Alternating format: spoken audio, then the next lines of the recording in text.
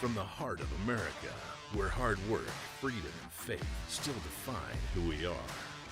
From the farms to the factories, from small towns to city streets, this is the fight for the soul of our nation. We're watching Democrats attack democracy. Do not be fooled. The strength, the grit, the greatness of the American spirit, all right here. The left wanted power, not peace, but there's a resistance rising. A generation saying enough, enough. We've tried it their way, and it failed. The Steve Gruber Show with your host, Steve Gruber, starts right now.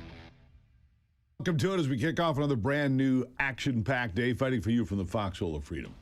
Making sure you have the right person to be shoulder to shoulder with when it matters most. Who do you want in your foxhole? Let's get rolling today. A big day.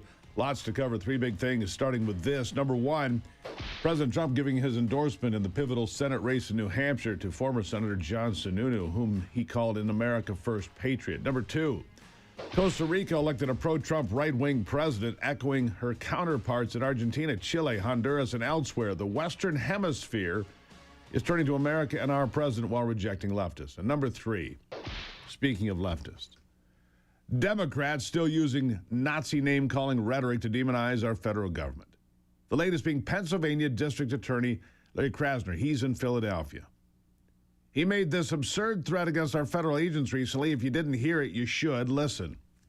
This is a small bunch of wannabe Nazis. That's what they are. In a country of 350 million, we outnumber them. If we have to hunt you down the way they hunted down Nazis for decades, we will find your identities, we will find you, we will achieve justice. He's going to attack federal agents. Krasner doesn't give a crap about justice in Philadelphia.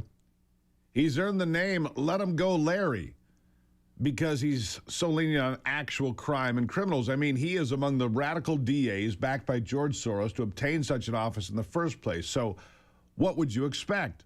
George Soros pumped in $1.5 million into Krasner's run for office, all to elect a guy who only prosecutes about 30% of violent crime. That's right, 30% of violent crime, that's it. So while Larry Krasner lets off the actual criminals, he just issued a death wish on all ICE agents and operations in Philadelphia. And he knows it. Krasner and the rest of those just like him know exactly what they're doing. They're riling up the radicals to do the dirty work for them, fighting Trump and his objectives. They don't care who gets hurt in the process. They're undermining America. That's the point. This is an unprecedented level of hate being thrown toward our ICE agents, especially by an elected official.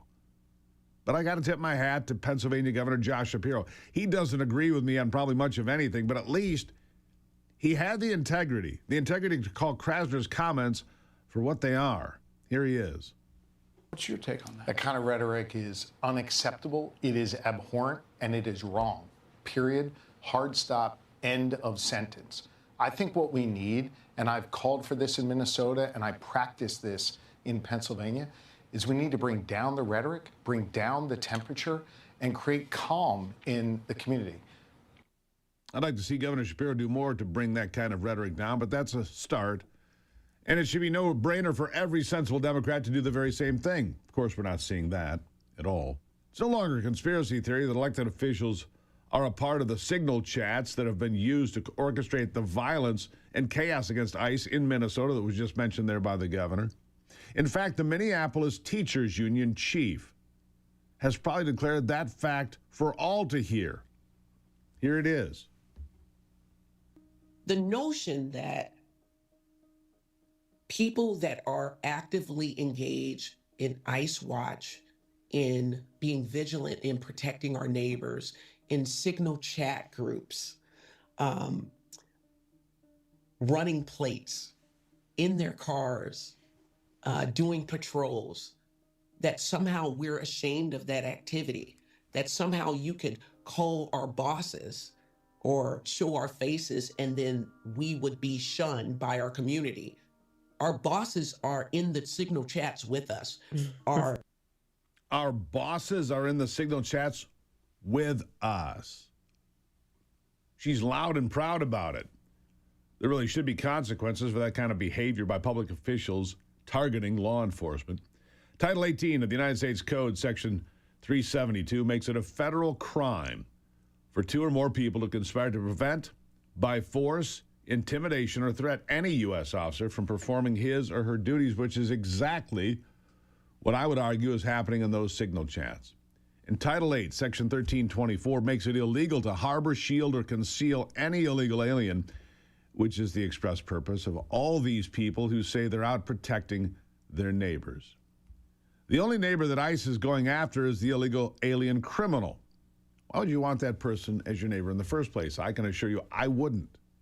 You know who doesn't have illegal aliens as neighbors? The Hollywood elites, of course, who showed up at the Grammys this last weekend with their ICE out pins, pretending to show their support for a cause that they're not doing anything meaningful about. It's just virtue signaling. You know that. These people are protected from the ugly consequences of illegal immigration, but they're all out about supporting the protesters who want to stupidly risk their lives assaulting federal agents in the name of preserving illegal aliens and immigration. For example, here's the acceptance speech that music artist Billie Eilish made. Listen to this. No one is illegal on stolen land.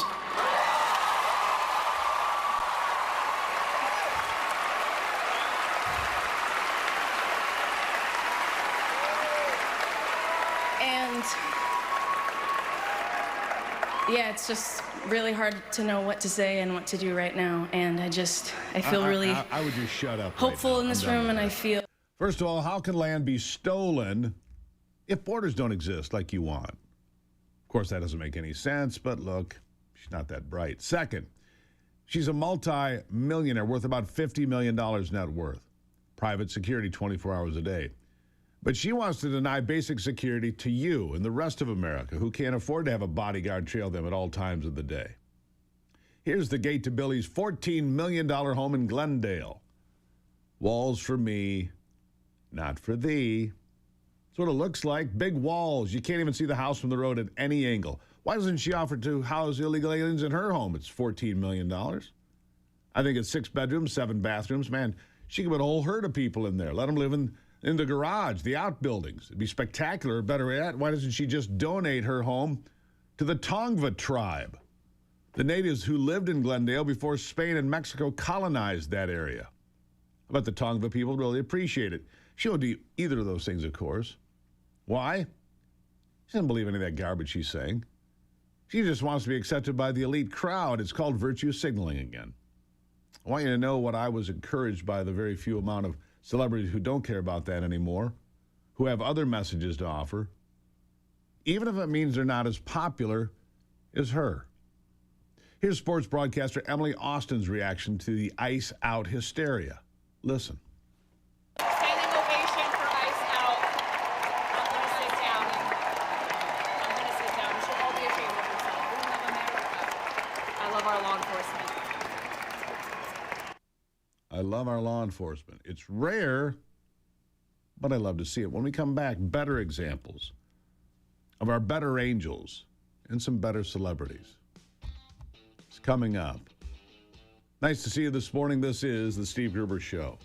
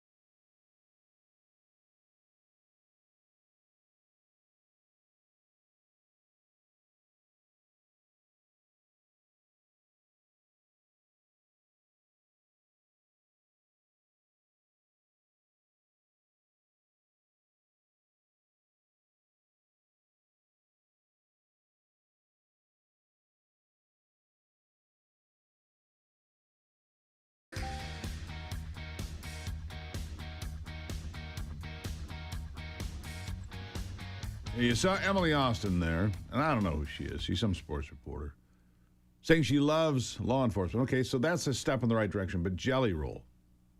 If you missed it, I wanted to play this today. Jelly Roll, the former drug addict turned sober country star. He spent his time focused on Jesus. Jesus. Not politics, not ICE. Jesus. Listen to this. And I want to tell y'all right now, Jesus is for everybody. Jesus is not owned by one political party. Jesus is not owned by no music label. Jesus is Jesus, and anybody can have a relationship with him. I love you, Lord. Yeah. I'm glad the crowd is cheering, but you already know that they stop cheering when you start talking about what the Bible actually says about justice and protecting the vulnerable from criminals, but it's still heartwarming to see a celebrity who doesn't feel the need to join in the ICE out propaganda nonsense, but delivers a message like that instead, even at a time when some of the left are trying to take Bible verses out of context daily to justify their hatred toward ICE. Nicki Minaj, another celebrity who has stepped away from the liberal Hollywood groupthink, and in a big way. Listen to what she has to say. I am probably the president's #1 fan. And that's not going to change. And the hate or what people have to say, it does not affect me at all. It actually motivates me to support him more. And it's going to motivate all of us to support him more. We're not going to let them get away with bullying him and, the smear campaigns. It's not going to work. Yeah. Loud and proud. She's taken to Twitter as well to share some of the opinions she shares with President Trump. She writes, quote, "What sensible, forward-thinking, cutting-edge leading nation is having a debate on whether or not there should be voter ID? They're actually fighting not to have people present ID while voting for your leaders. Do you get it? Do you get it now?" It's common sense stuff, and people are waking up to it. Like how she's come to this conclusion, writing, "They're flying in immigrants to vote because they reneged on all the promises they made to African Americans and can no longer get the African American vote by default. Something I've been telling you here. Black voters are leaving." It's a bold claim. It's gotten her a lot of hate, as you can expect. She didn't even attend the Grammys. But the host, Trevor Noah, of course, he got his digs in as if he's relevant. Here's a bit of it. Nicki Minaj is not here. She is not here. She is still at the White House with Donald Trump discussing very important issues. Actually, Nikki, I have the biggest ass. I have it. Everybody's saying it, Nikki. I know they say it's you, but it's me. Wop, wop, wop. Look at it. Look at it, baby. Jennifer. I mean, please. That's not even nearly as bad as Jimmy Kimmel's latest meltdown. Jimmy Kimmel's an embarrassment to himself. His attack on Nikki, calling for shoes to be thrown at her, all because she supports her president. Oh, Jimmy. There she is. She's right. You see her, the black woman, the only black woman in the whole room? That's her. I think Trump's looking for a Nicki Minaj à trois because she really seems to dig him. This is one of his strangest bedfellows yet. I mean, where is Cardi B with a fistful of shoes when you need her? Again, this... Yeah, anyhow. These people are all about supporting black women on account of their race and gender. That is, until a black woman has the nerve to start thinking for herself and sharing an opinion they don't like. We were told, you're supposed to say this. Defying the narrative is a dangerous thing to do. You were told what to say. Nikki doing it proudly. And one can only hope that more follow in her footsteps instead of following the rest of the sheep in the crowd. The powerful and elite like Larry Krasner, Billie Eilish. They've decided that hate is good if it gives them more claps and cheers. Well, they won't be getting that here. Now, will they? No, they won't. All right. I want to quickly give you an update on another story here that I have been following. And that is the story of Nancy Guthrie. She is the mother of Savannah Guthrie, the Today Show celebrity. And Savannah Guthrie and I don't have much in common at all. I don't get her take on certain news stories, but this is her 84-year-old mother, abducted from her Tucson area home. Happened Saturday night. She lives in the foothills of Tucson. Nice home. Nothing extraordinary, but nice. She's lived there for 50 years. She was apparently abducted from her bed on Saturday night. She was dropped off by Savannah's sister, actually. They had gone to dinner, played a couple of games, and then went on their way. She was later abducted, apparently dragged from her home, according to the evidence of the scene. She left her wallet, her phone, and more importantly, her medication. Medication, we're told, is required to keep her alive. So even though I may not have much in common with Savannah Guthrie, I do have this. It's her mom. It's an 84-year-old woman who was very clear of mind, not a dementia issue here. She didn't wander off. In fact, she couldn't. Her mobility is terrible, apparently. She couldn't go more than 50 yards, they say. So this is a grim situation. Dragged off. They're desperate for information. And I say, we're not them. We don't cheer this. They cheered the murder of Charlie Kirk. That is not us. It will never be us. So I say, my friends, say prayers for the return of Nancy Guthrie. I don't know her state, but I know it's somebody's mom who was dragged off in the middle of the night, and that's wrong. And we're better than that. So stand up and do the right thing. Say prayers for people that need it today.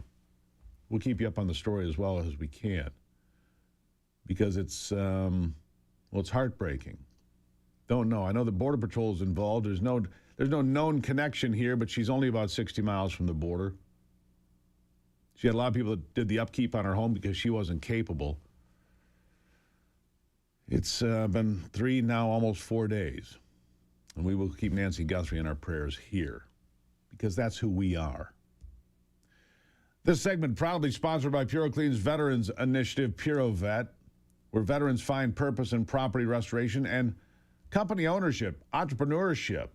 We salute those who served, and you can get to the front of the line. No franchise fees and a chance to get something in return. Call 855-PuroVet or go to purovet.com. If you're a veteran or if you know somebody who is, big chance right here. 855-PuroVet, purovet.com. I'll be right back.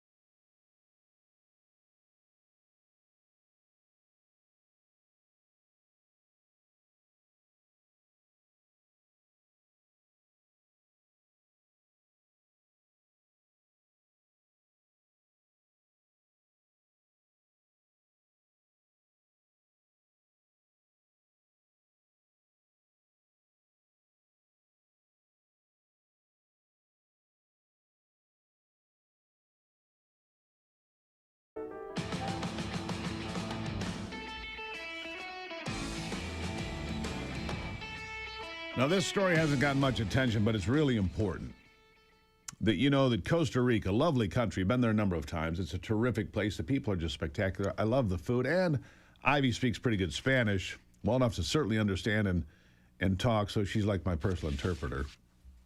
So it's pretty cool. Laura Fernandez will be Costa Rica's next president. All right? She's 39 years old, pushing forward with a populist mandate set by her predecessor that includes promises of constitutional reform, suspension of the civil liberties to fight crime at a time of surging drug violence. She's going after them.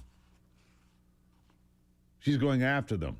She built her career as a political advisor and civil servant at Costa Rica's Ministry of National Planning and Economic Policy. A fierce supporter of the current president, Rodrigo Chavez, Fernandez went on to be his chief of staff before launching her campaign for president and winning, endorsed by Donald Trump. The latest example of freedom sweeping the Western Hemisphere. You've got Argentina, you've got Honduras, you've got Chile, you've got Costa Rica.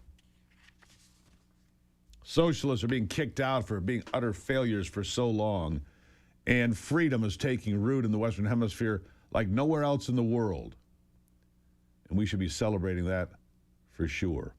We should be celebrating that for sure. Now, let me be blunt. If weight loss was a one-size-fits-all, it would have worked by now. No shots, no pills, no potions, no lotions. Here's an idea, something all natural. My Pure Health Solutions. They start with a body scan, and you're given a customized plan made for you as an individual. Plus, you get your own health coach who meets with you and guides you through it. 40 days, simple rules and real results. Then they show you how to keep it off. It worked for me in 2018. How do I look, Anthony? Huh? You're pretty good. Yeah. You're a 7 out of 10. Yeah, a 7. Yeah. That's it? Yeah. If you want to lose weight and feel great, be like me. Go to GruberHealth.com. All my listeners get a discount. GruberHealth.com. You can find out more. It's not a one-size-fits-all. It's a one-size-fits-you. They can do it anywhere in America. Anywhere in America. They can do a complete body scan, show you what works for you and what doesn't work for you. It is a remarkable program. A 7. He said 7. GruberHealth.com.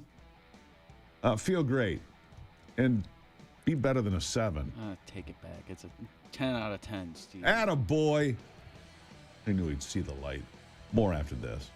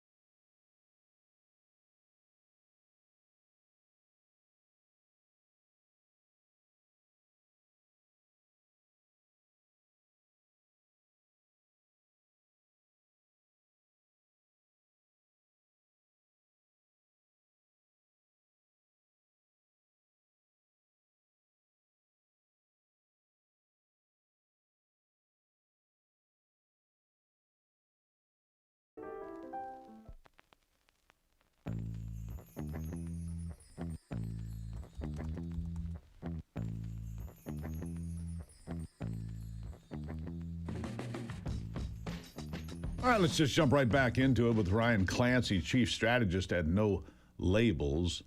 Ryan, good to have you here. One of the big headlines over the past few weeks has been Greenland. And it seems that, every time Donald Trump does something, on the left, their hair catches fire. It's all right.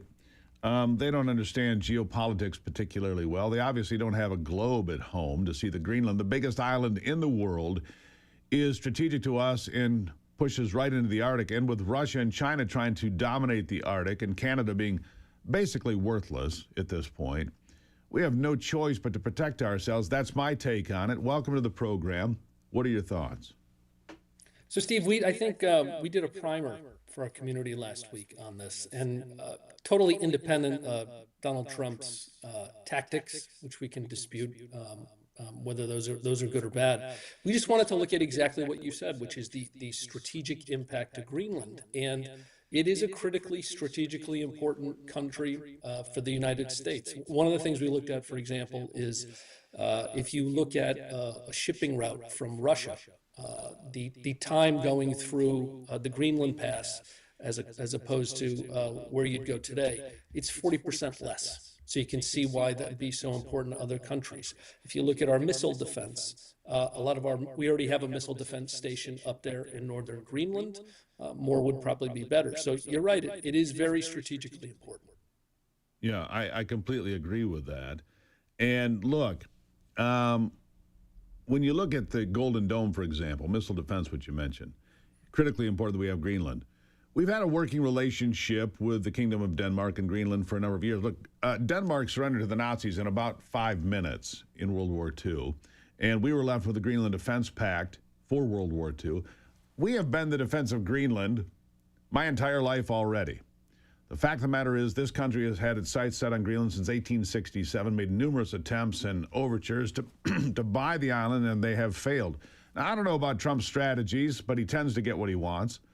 And what he wants is American control, at least on some portions of Greenland, so we can have a larger military presence. We can control those shipping lanes that you mentioned and protect ourselves. Again, I don't put any faith in Canada. I don't put any faith in NATO to protect our country at all.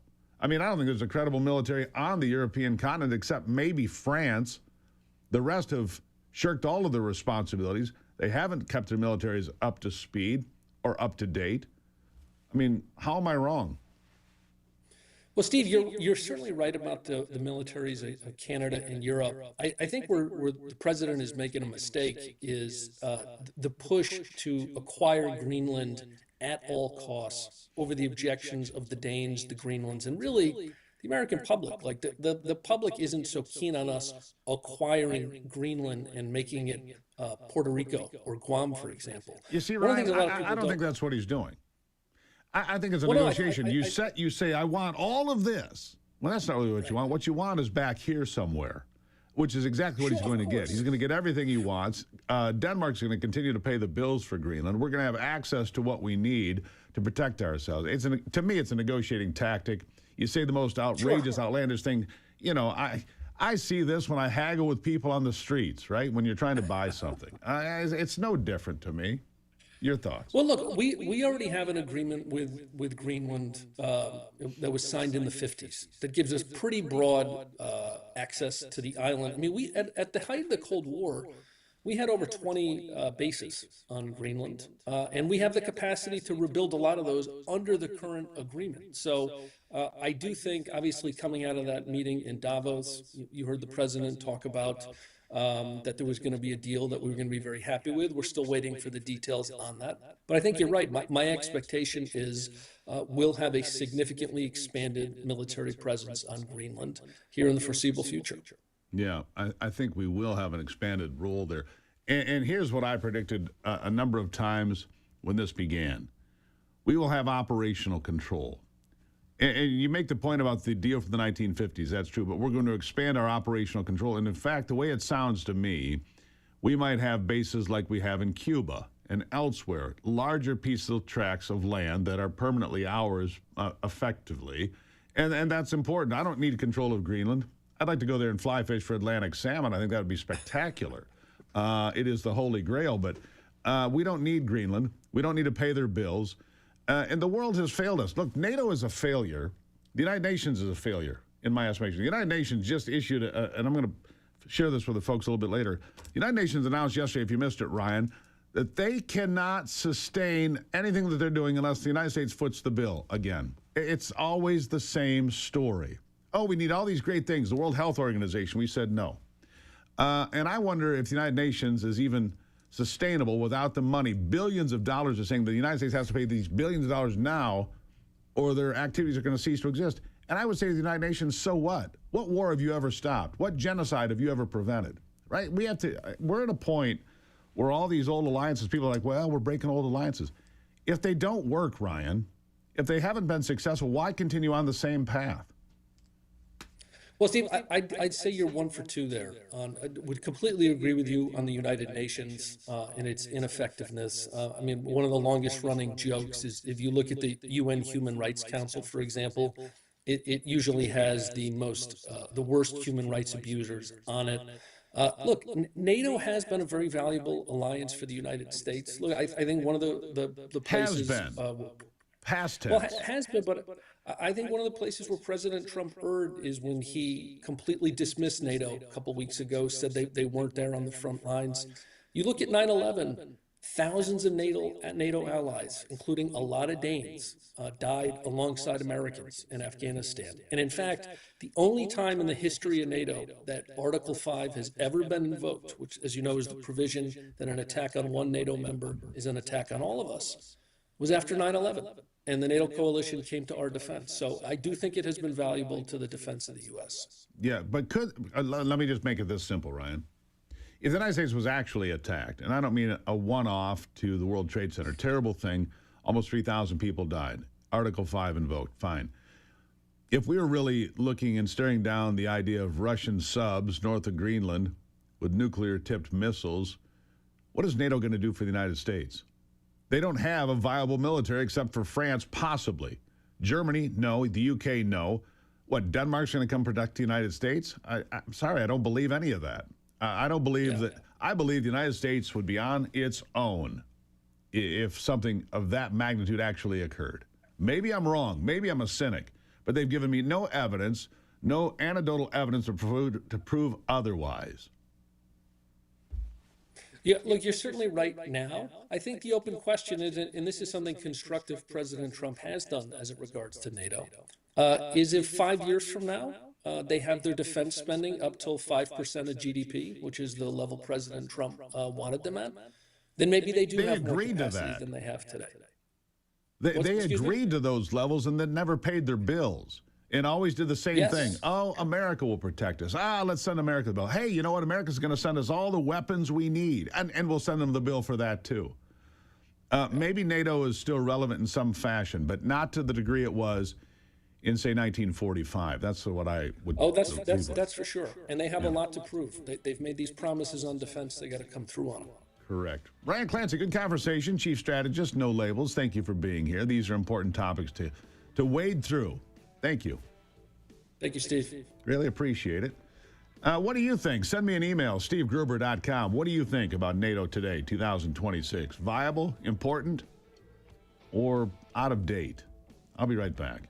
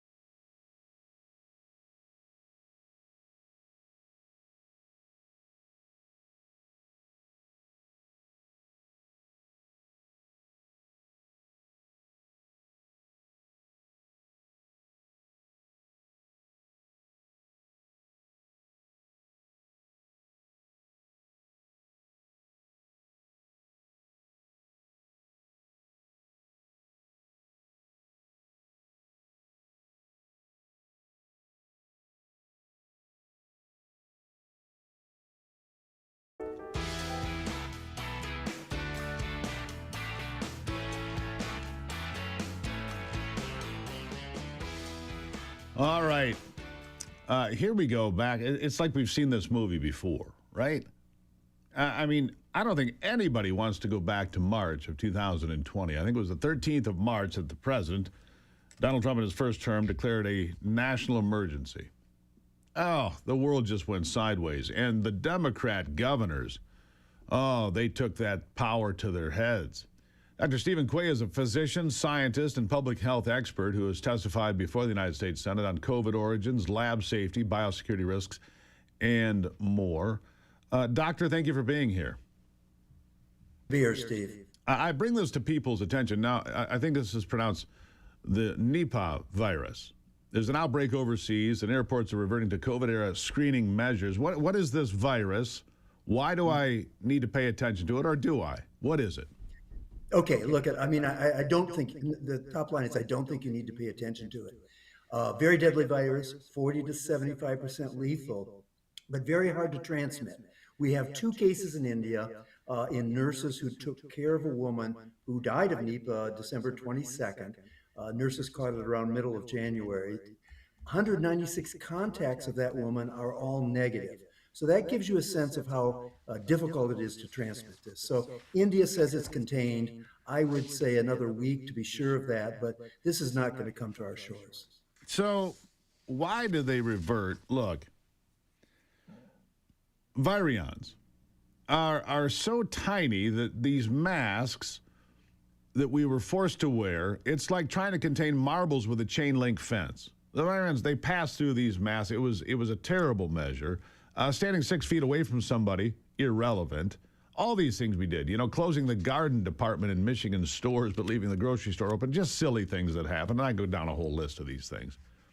If these are not proven public health measures that have efficacy, why do they just revert right to it? I don't know. I think you may be asking a political question, not a medical question. You are correct that before the COVID outbreak, we knew that every one of those measures was ineffective in stopping respiratory virus transmission. Yet they did them anyway. Yeah. So, and you make a great point, Doctor. The problem here is the science is often perverted by politics. There's just no question about it. Whether it's the vaccines, which we know now were very dangerous to a lot of people, and it was covered up. We know that pharma was protected, insulated from any backlash financially. Nobody could sue Big Pharma. They could do as they please. We see all these massive amounts of childhood vaccinations that, look, have not been proven to be medically safe and effective on many occasions, right? I think the childhood vaccine schedule is, 79? Recommended at the high end. It's been scaled back to 11. I mean, the trust in public health so-called experts has been diminished tremendously because of all this political interloping into science, right? Well, I would agree with you, Steve, up until about a year ago. But Secretary Kennedy is doing an amazing job in just a single year in really changing the whole perspective on what we think is health and medicine and the like. So if he has another 3 years or maybe even longer in his position, making America healthy again is going to be a reality. Well, I agree with you. I mean, look, just officially tossing out the food pyramid was a brilliant move. I mean, I haven't followed the food pyramid my entire life. It wasn't too hard to figure out that 11 servings of pasta would make you tubby. I mean, that wasn't too hard to figure out, was it, Doctor? Well, that's right. Yes. No, it's not. I mean, we have essential fats. We have essential proteins. We have no essential sugars, and yet carbohydrate is a major component of our diet. So he sort of inverted the pyramid, which was a nice move. And, the number one food provider in the country is the school lunch programs. And so a foundational change in that, which he is trying to put in place, will have, a decades of benefit down the road. As we're approaching, a third of our 18-year-olds are obese. Most of the young boys can't pass the military entrance physical exams and the like. Yeah, it's embarrassing. We're for the most advanced country on earth in many respects, man, we are the least healthy, aren't we? I mean, and that's why Robert Kennedy Jr. said there is a war on sugar. I read a book, The Case Against Sugar, years ago. And everything that I read in that book seemed to be spot on. You know, sugar increases serum cholesterol. It feeds tumors. It does all these terrible things. When the mass ingestion of sugar that we have in the Western Hemisphere is detrimental to our health, isn't it? Yeah, it is. It is probably the number one change. If you could only do one thing to change, it would be cutting sugar out of your diet. You know what? You know how the glaze on the turkey looks at Thanksgiving? Yeah. That's what sugar does in your body. It's a specific chemical reaction, does it slowly over decades, but that's what you should picture happening, you know, every time you have an extra teaspoon of sugar. So I have doctors like you on this program consistently since Bobby was put into the position he's in at Health and Human Services. And to a man and to a woman, they say the same things you're saying. Man, he's doing the right things. Why is he so vilified by others? Well, you know, I don't know. I mean, obviously, he's going against you know, big pharma, big food. A lot of these conglomerate, you know, multinational companies make money keeping us sick, make money providing cheap food that is literally addictive by the you know, the physiological standards of addiction. Some of the packaged foods that you can buy, you know, at the 7-Eleven while you're pumping your gas have the same addictive properties.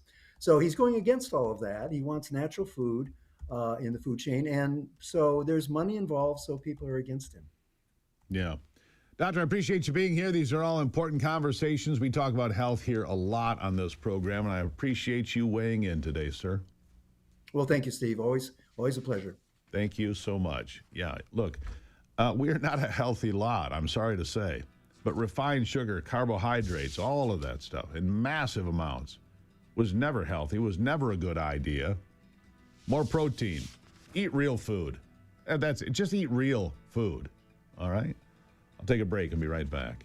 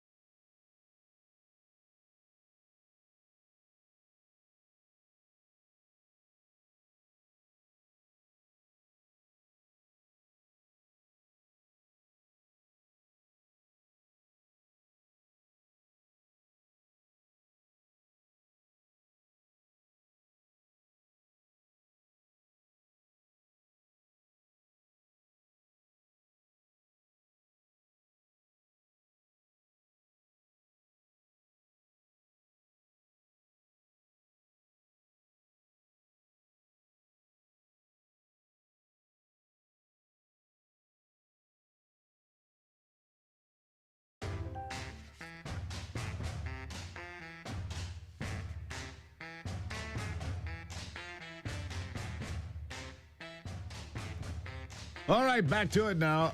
For the first time in years, we're going to open an embassy in Venezuela.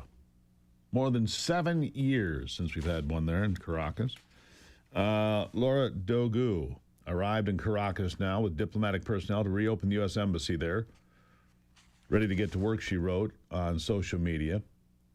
The Venezuelan regime's main state-owned radio station, RNV, reports that Dogu was welcomed by Foreign Minister Ivan Gil, who on a social media post indicated that the American diplomat's arrival, part of a working agenda between both countries, quote, aimed at establishing a roadmap for work on matters of bilateral interest, as well as addressing and resolving existing differences through diplomatic dialogue and on the basis of mutual respect in international law. All right, so you got that going on. Meanwhile, how about this? Here's another. I can get all these headlines every day. I don't get to a lot of them, which is sad because there's so. We could do this show for 12 hours a day. I could. Here's one. A major bust in San Francisco. 9 secret drug and gambling dens busted disguised as convenience stores. Slot machines, cash, methamphetamines, guns, cash, ammunition, all of that. All in the Tenderloin district of San Francisco. Masquerading as convenience stores. They were convenient, all right, to drug dealers and gamblers. Hey, look, that's what it was, drug dealers and gamblers. Anthony, if you're looking for something to do for the weekend, I got you lined up here. Except they're closed. Sorry. The fun police came and shut it off. Anyhow, magnets for drug activity. Some cases they're selling illegal drugs right at the convenience store. I'll take one of those and 3 of those. Stand on the corner and drool. Yeah, and you wonder why they're defecating on the streets of San Francisco. You don't have to wonder anymore. Now you know. Anyhow, it just feels like when I see stories like this, I feel like we're making some progress in this country when it comes to taking our cities back. And you cannot make America great unless you save the great cities that are in so much peril. We'll take a break. I appreciate you being here. You can always follow on YouTube, by the way. Become a subscriber. I think he's going to put it right there. It is. Look at that QR code. Click that. You become a subscriber on YouTube, and you become my hero today. 2 more hours to come of the Steve Gruber Show. We'll be right back.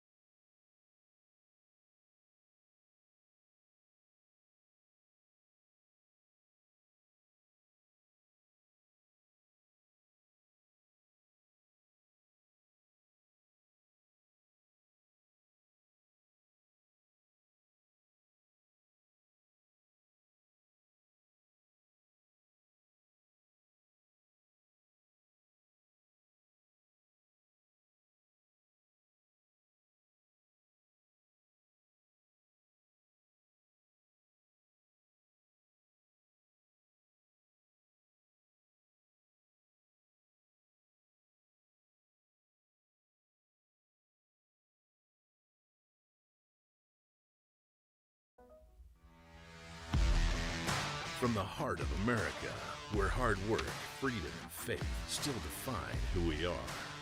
From the farms to the factories, from small towns to city streets, this is the fight for the soul of our nation.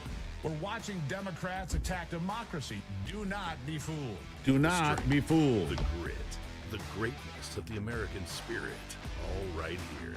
The left wanted power, not peace, but there's a resistance rising. A generation saying enough, enough. We've tried it their way, and it failed.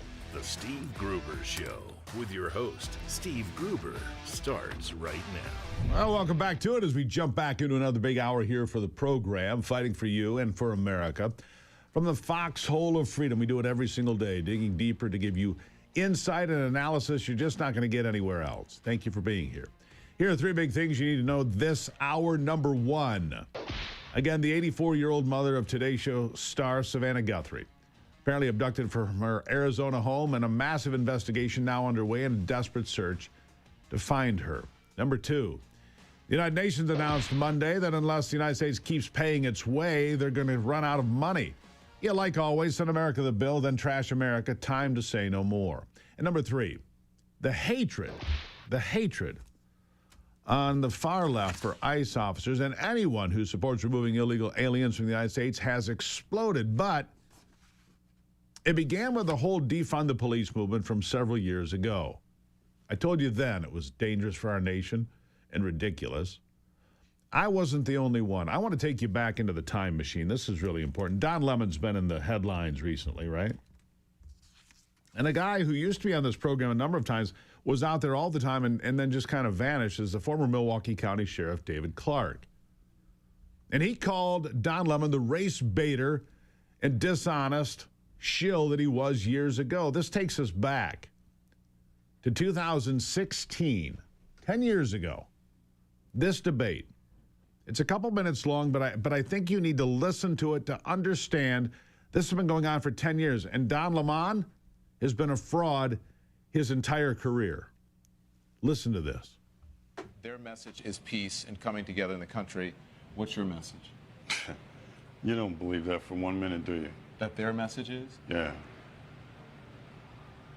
That's what they said to me. Okay. Yeah, I believe them. Of course Any I believe them protests when they say over the that. deaths of these cops today in Baton Rouge? I don't know that. I don't know that. Any riots or protests over the police officers in Dallas, Texas? What are you asking? It's a pretty simple question. I asked you what's your message to the people. Their message is one of peace. What is your message? My message has been clear from day one 2 years ago. This anti-cop sentiment from this hateful ideology called Black Lives Matter has fueled this rage against the American police officer. I predicted this 2 years ago. So what I want to know, okay, Sheriff. Do I want to know? With all due respect, do you know that this was because of that? Yes, I do. As a law enforcement officer? I've been watching this for 2 years. I predicted this. This anti-police rhetoric sweeping the country has turned out some hateful things inside of people that are now playing themselves out on the American police officer. I want to know, with all of the black-on-black violence in the United States of America, by the way, when the tragedies happened in Louisiana and Minnesota, you know that 21 black people were murdered across the United States? Was there any reporting on that? There was a black officer who was killed today, but Was there any reporting on that? Sheriff, please, let's just keep the volume down here. So I understand, and listen, I'm looking at 3 dead cops this week, Sheriff, and I'm looking at 5 last year. You trying to tell me to keep it down? If you'll just please, we can keep it civil. So, because the message to people at home, I'm sure you want, is one of civility. I wish, Don, I wish you had that message of civility to have a conversation toward this hateful ideology, these purveyors of hate. You don't know what my message is. That's what I what want they to say do. to you is, these people preach vile and virtue we'll be right in the back. name.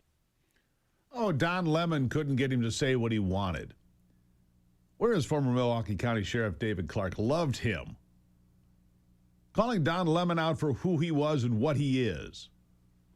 A guy who cares about narrative, not truth. A guy that was a race baiter. Let me remind you that 5 Dallas police officers were gunned down, murdered in cold blood, mid 2016. Doing what? Protecting a Black Lives Matter rally, protest, whatever. As I recall, those officers were black. And then officers, I think it was 3, gunned down in Baton Rouge, Louisiana. Nobody paid much attention to that, now did they? Sheriff Clark was right. He was right about Don Lemon. He was right about how dangerous it was for law enforcement. And here we are 10 years later, looking at more of the same. Now the focus has become defund the Department of Homeland Security, disband ICE because they're an occupying force. Cleaning up the mess created by open borders over 4 years of Joe Biden isn't always going to be tidy. It's going to be messy. Yes, some mistakes will be made. That's a fact. Some mistakes will be made. And they have been made. But the end effort, the goal here is right. Take criminals out of this country. Take criminals out of this country. Do the process properly. Come to America properly. That's the message. But Democrats, like I say, want to eliminate all law enforcement in America. If you think I'm kidding, listen to this. Congresswoman, I hear you calling for dismantling, abolishing, whatever verb you want to use, ICE. Presumably that's not going to happen in the next couple of weeks as these negotiations are going on. Republicans are not going to agree to that, and they still hold the majority in both houses. What are the specific reforms that you can demand, or that you are demanding? What are the red lines now as a condition of passing these funding bills? Yeah, I think this is a really important question. You're right. We can't completely do what we want to do without the majorities. But what we can do is insist that ICE and CBP get out of Minnesota and our cities across the country where they are terrorizing people. Terrorizing people. You know, you saw that woman at the Grammys.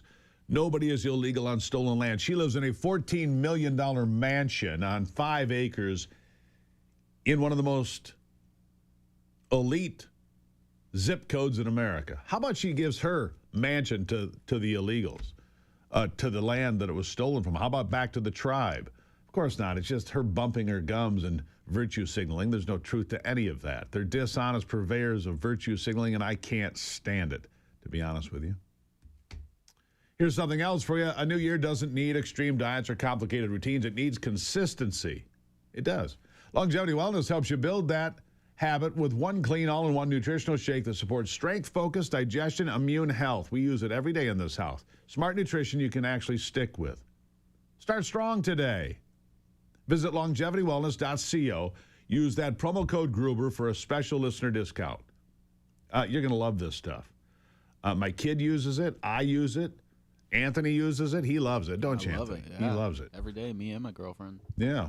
LongevityWellness.co. It's for everybody. And if you're older and you're trying to keep your nutrition up, Longevity Wellness. If you're on one of those weight loss programs, certainly a GLP-1, LongevityWellness.co. Promo code Gruber. You're going to save some money. You're going to be glad you did. And send me your review at SteveGruber.com. Send me an email. All right? I'll take a break and be right back.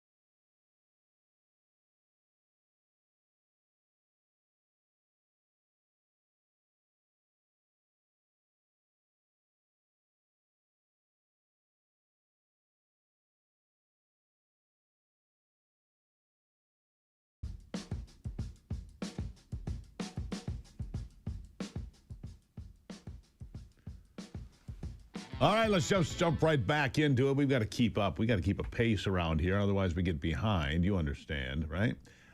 So much to cover, so little time every single day. Joining me now, Trent England, Executive Director of Save Our States. Trent, thank you for being here.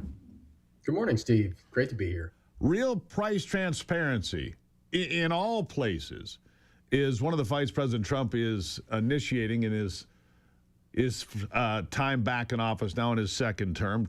When it comes to price transparency, real price transparency, how important is it and where should it apply?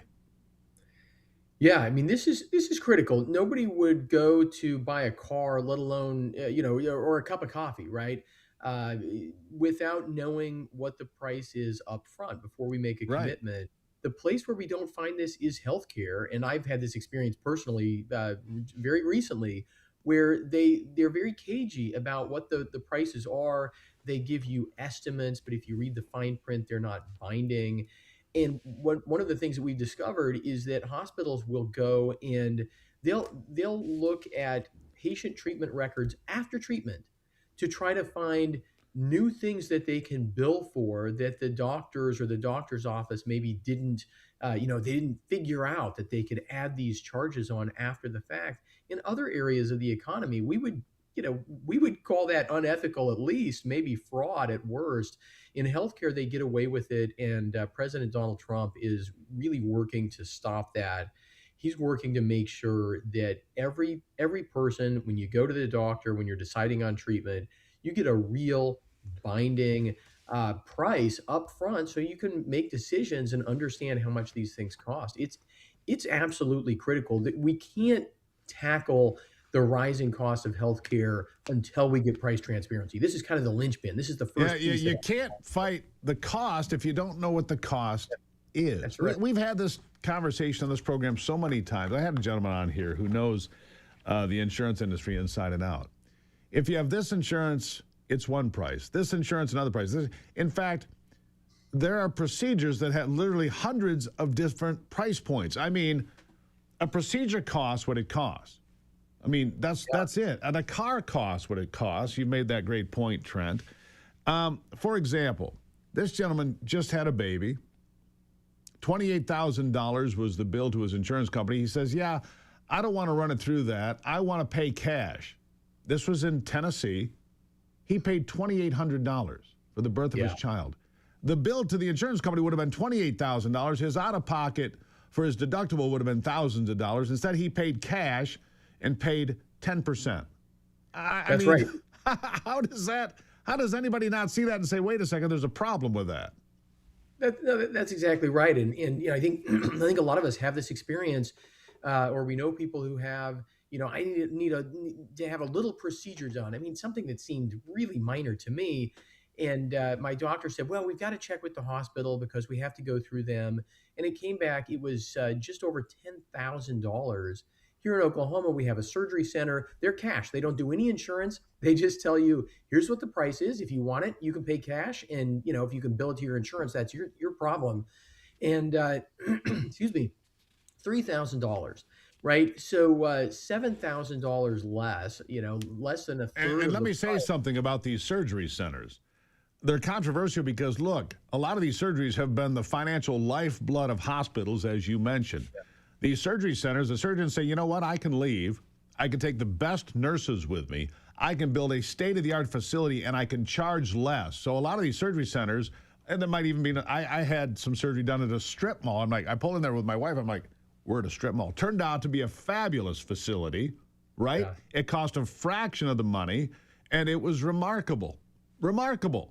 Yeah. So if we let the free market work and do the things it should, we'd all save money, wouldn't we? That's right. And, I know the doctors who run the place in Oklahoma, and they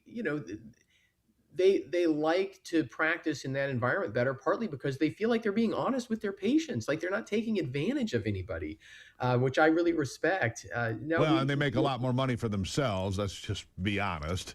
The surgeons make a lot because they're not giving a big chunk. They're not giving a big cut to the hospital, right? So they get to I keep. think they make a lot of money in pretty much any environment, but I Yeah. think it is true. It's a better deal for them because they're not supporting all those hospital administrators and all that big fancy physical plant that hospitals have. I mean, you drive around in pretty much any city, and most of the fanciest buildings are going to be hospitals. And we have to remember that's being subsidized by our health insurance premiums. It's being subsidized by Medicare and Medicaid.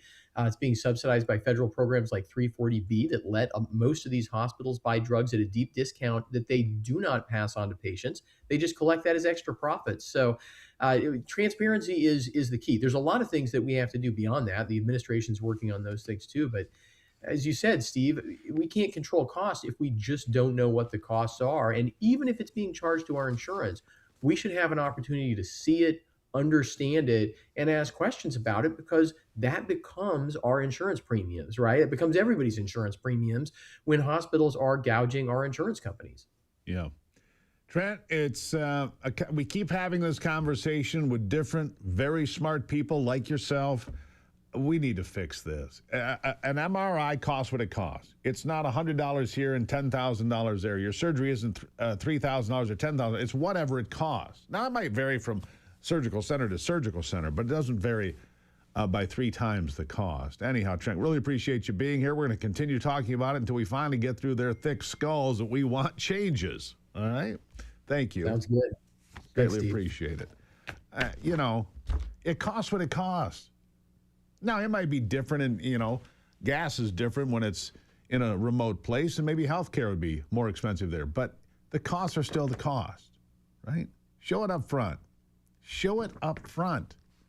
Give the consumers a chance to have some information, all right? Good stuff. We'll take a break and be back. It's the Steve Gruber Show.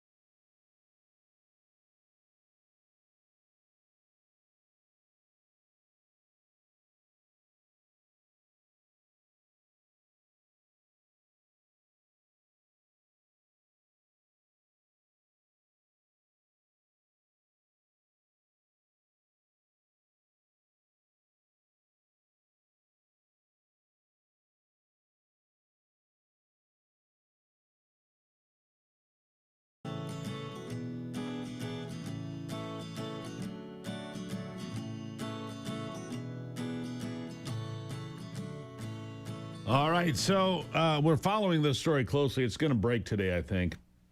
Gut feeling that this story with Nancy Guthrie, she's the mother of Savannah Guthrie, the celebrity host of the NBC Today show. She was abducted from her home in the middle of the night on Saturday sometime, taken from her bed, dragged out of the house, according to the sheriff. It's a crime scene. She's 84 years old. Sound mind, no dementia issue here. She didn't wander off into the weeds there in Tucson, Arizona. She was abducted. Her purse, her phone, her medication all left behind. Apparently this is critical medication to her well-being. Like she may not survive without it. So it's already been 3 going on 4 days, right? So it's already a critical situation. As I mentioned earlier, I don't have much in common with Savannah Guthrie. Right? I don't have much in common with the folks in their take on the world there. Mine is different. But I have real empathy. Their mother is missing. And we are not them. We're better than that. So we say prayers for the safe return of Nancy Guthrie, although at this point, to be honest, it doesn't look good. It doesn't look like this has a happy ending. And that's just the sad truth of where we are this many days later. Where did she go? And here's what's odd to me. Doesn't everybody have cameras on their homes anymore, especially a nice home in the suburbs of Tucson? I mean, she has a wealthy daughter. You would think that, I mean, she has people that she's not physically capable of walking 50 yards. So they have people that take care of the gardens, mow the lawn, do whatever needs to be done, the landscaping, the cleanup, the cooking, the cleaning. A lot of that's taken care of. She lived in the home by herself because her husband died a number of years ago. But this story, I pray for the family, but I think that we have a difficult situation we're about to face. I think that story, my gut tells me, is going to break today. We'll see where it goes. And, of course, if it happens during the program, we'll tell you about it. If not, you can join me later today for America's Voice Live on Real America's Voice Network. Happens at 3 o'clock every afternoon. I host that program. You should join me if you don't already. I'll take a break and be right back.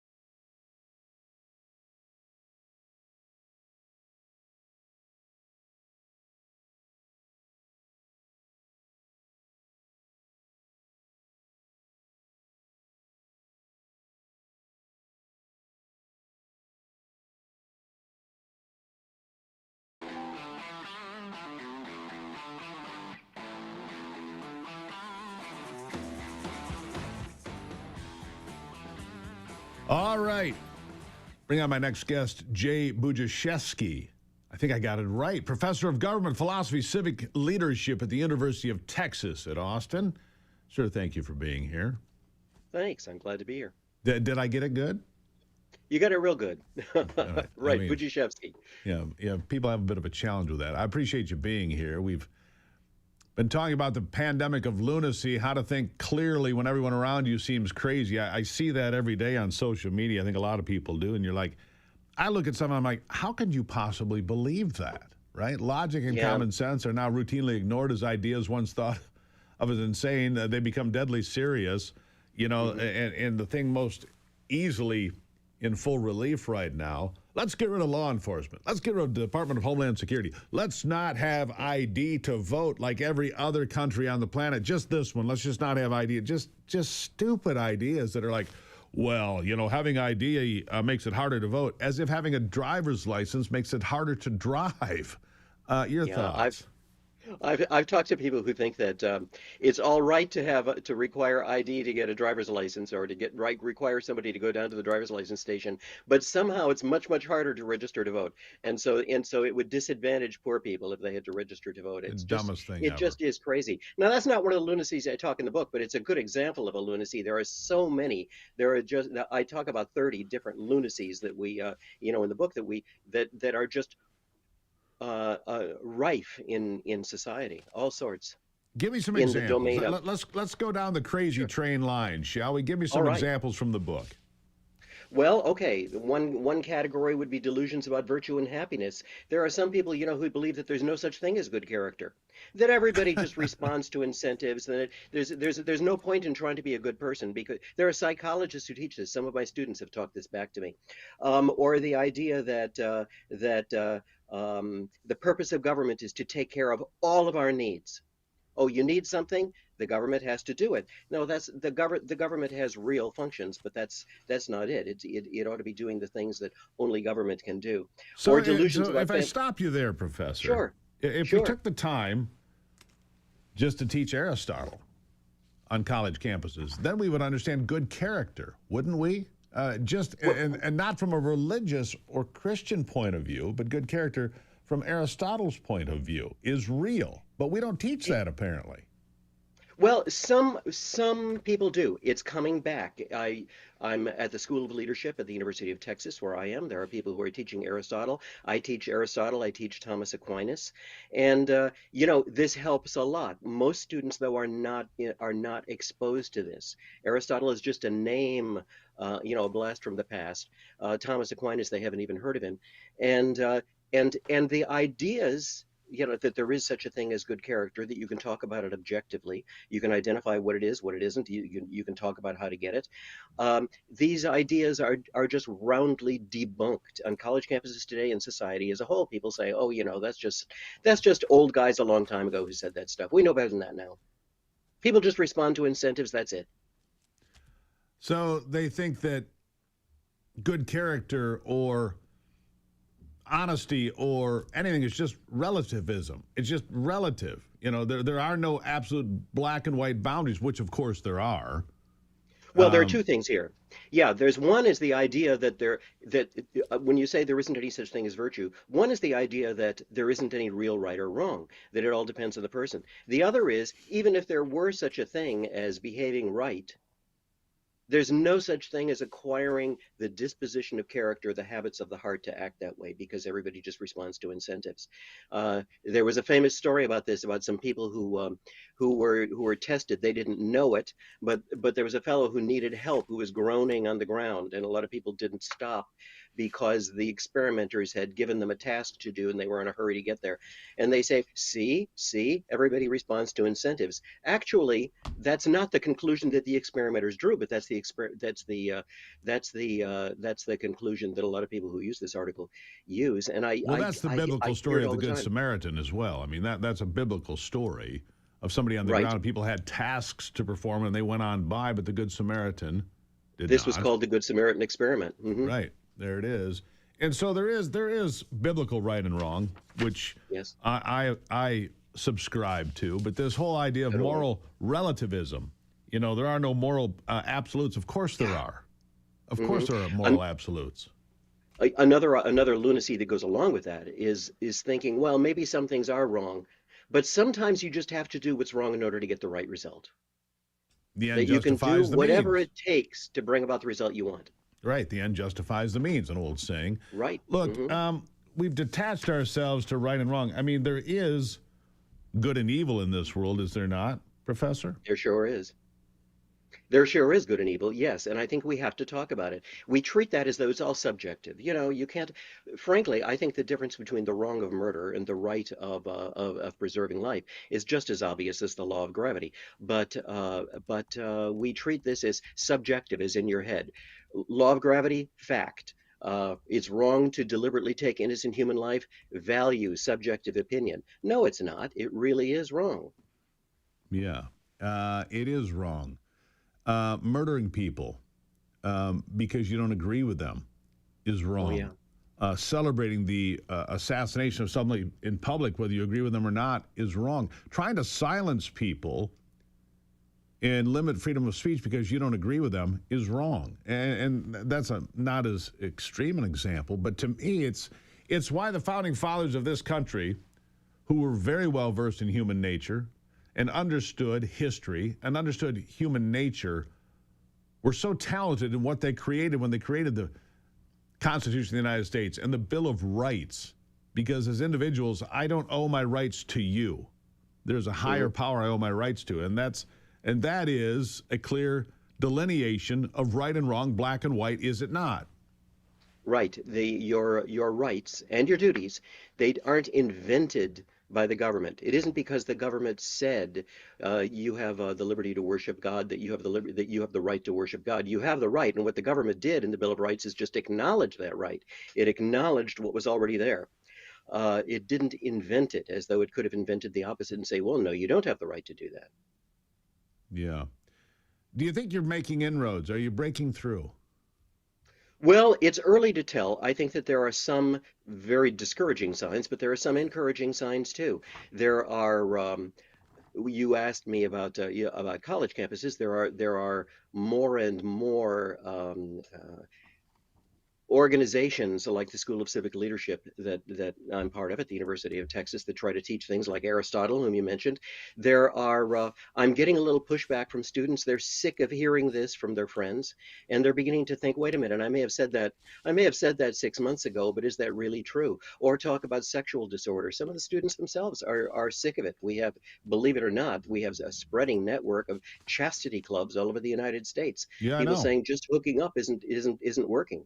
Right. No, it's not working. The book, Pandemic of Lunacy, How to Think Clearly When Everyone Around You Seems Crazy. You can pick the book up. Professor, greatly appreciate you being here, sir. Thank you very much. Thank you. Thanks for having me on. I enjoyed it. Good conversation. So did I. Everybody's nuts except you and I, and I'm starting to wonder about you. I'll take a break and be right back.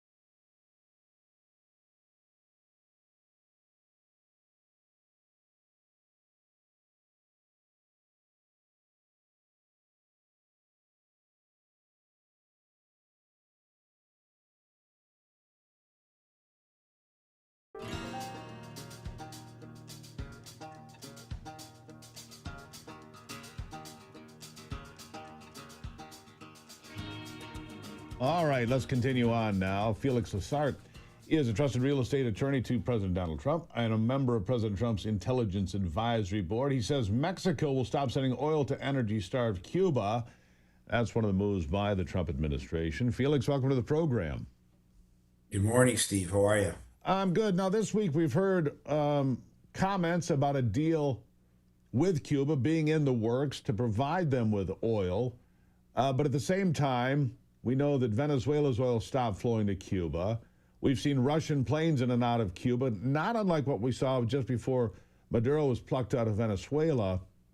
What's happening? What's the truth on the ground? And what's going to happen with this potential deal, do you believe?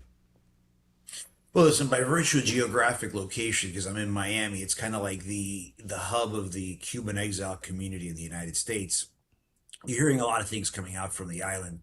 I have clients even calling my office, wanting to figure out what are the next steps, what's going to happen in Cuba.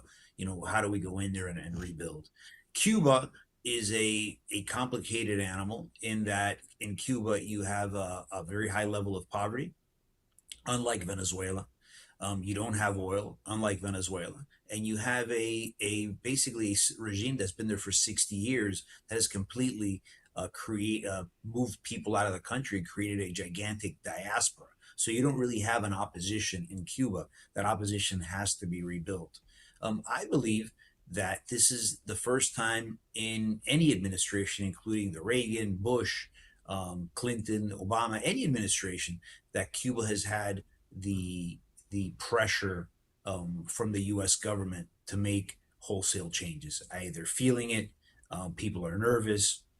I get, family members who contact other family members and they tell me that they're scared, that, they don't know what's going to happen. And I think there's a lot of uncertainty in the island right now. Here's one of the things that I see in the Western Hemisphere. And you tell me, I just saw the elections out of Costa Rica on Sunday. The right-leaning candidate wins the new presidency, a Trump-backed candidate. I see this in El Salvador, Argentina, Chile, Honduras, now Costa Rica. There's a move to the right and away from socialism in a number of countries in the Western Hemisphere. Cuba, like the last holdout, clinging to the idea that somehow communism will prevail, seems to be a losing proposition. Is it possible that Cuba could be free sometime soon? Steve, I sure hope so. The question becomes, what is the U.S. and what are the Cuban people willing to do? America First has been, MAGA really has been about really putting America first and really not having interventions overseas. So the question is the U.S. government going to try to push this militarily in Cuba? I believe that because of the economic regime, the situation in Cuba is so dire that there will be changes that'll take place within the next 4 months because they just can't survive. And no one's coming to the rescue. China didn't come to the rescue of Venezuela. Russia didn't come to the rescue of Venezuela. And I think the same thing with Cuba. The problem is that Cuba doesn't have a soft landing because of the years of that dictatorship in Cuba, the 60 plus years. You have a situation where an entire country has to be rebuilt. So what we have to avoid is to make sure that you don't have a humanitarian crisis, which could happen in Cuba with that regime that is there. And then they'll blame the U.S. for the humanitarian crisis. That's going to be their offensive. That's going to be their spin. Yeah. I look at one of the members of the Trump administration who is of Cuban descent and doing a remarkably fine job, I believe, Marco Rubio. He obviously has a vested personal interest in seeing this come to fruition, to see Havana freed from the dictators and the communists. I think it's his mission. I do. I think that it's really a personal issue to him and to a lot of people in South Florida. It's true, isn't it? Look, I think it's definitely a personal mission, because he saw how much his parents suffered, how they had to leave the country, and seen the suffering of the diaspora in Miami, and how things were taken away from them, and the large civil rights abuses. So yeah, certainly Marco feels it at a personal level. But Marco's taken direction, make no mistake, from the top guy, which is Donald J. Trump. And President Trump is the one who's going to decide what's going to happen, how they're going to do it, and Marco's going to follow those orders. And he's doing a tremendous job. And I believe that the Cuban regime certainly feels that he is exerting influence in this situation. And I think if you see the way things are taking place in Venezuela and in Cuba, certainly it has Marco's fingerprint on it. But ultimately, that decision belongs to one man, and that's our president. Yeah.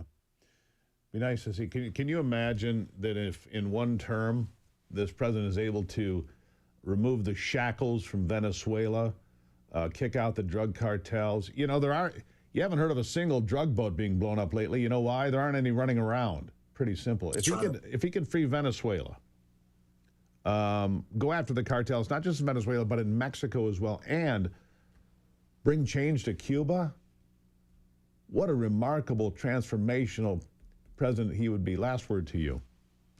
Yeah, people don't realize that China has a spy base in Cuba. Russia runs counterintelligence operations out of Cuba. Cuba is a hostile territory. It's been for many years, and has sowed the seeds of dissent and tried to undermine the U.S. every single way they can, whether it's in Angola in Africa, or whether it's in Nicaragua, or in Venezuela. Cuba has always been the arbiter, the catalyst to try to create issues for the United States in this hemisphere. Yeah. Maybe the Ortegas should be taking note of this. Nicaragua. They probably should take note of what's happening in the Western Hemisphere, because they're on the list too. Felix, thank you for being here. Thanks, Steve. I appreciate it. Thanks so much. Freedom for the Western Hemisphere. Freedom from interference from China and Russia. This is the Western Hemisphere. This is the Trump doctrine. And it matters. We'll be right back.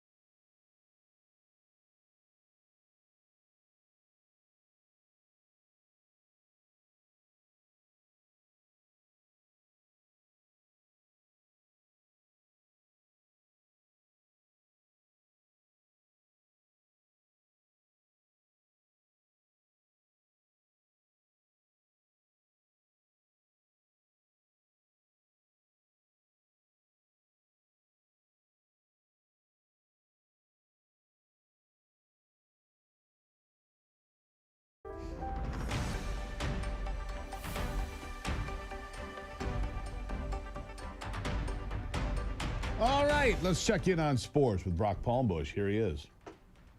With a look at sports, I'm Brock Palmbush. There were 4 games in the NBA last night. Winners were Philadelphia, Charlotte, Houston, and Memphis. In men's basketball, 11th-ranked Kansas won on the road at 13th-ranked Texas Tech, 64-61, and 14th-ranked North Carolina won at home over Syracuse, 87-77. In women's basketball, it was 3rd-ranked South Carolina over Texas A&M, 71-56. 13th-ranked Ole Miss crushed Auburn 71-45, and 25th-ranked North Carolina won at NC State 61-59. In the NHL, there were 10 games. Winners included Ottawa, Buffalo, Chicago, and Utah. In Major League Baseball, the St. Louis Cardinals sent all-star infielder Brendan Donovan to the Seattle Mariners as part of a 3-team trade. Donovan hit .287 in 118 games for the Cardinals last season, and both the Seattle Seahawks and New England Patriots arrived in Santa Clara, California yesterday for Super Bowl 60. That's a look at sports. Back to you, Steve. Super Bowl 60, says Brock. Hey, Brock, you know, I've seen some. I saw it again yesterday. It's circulating on social media. Jake May, he's the quarterback, right? Is that his name? Drake May, yeah. Drake May. Drake, Jake, Snake, whatever. Mr. May. Out there, and they're asking, what's most important to you? He says, my faith in Jesus Christ. I see this more and more lately. These athletes, I saw that at the Grammys.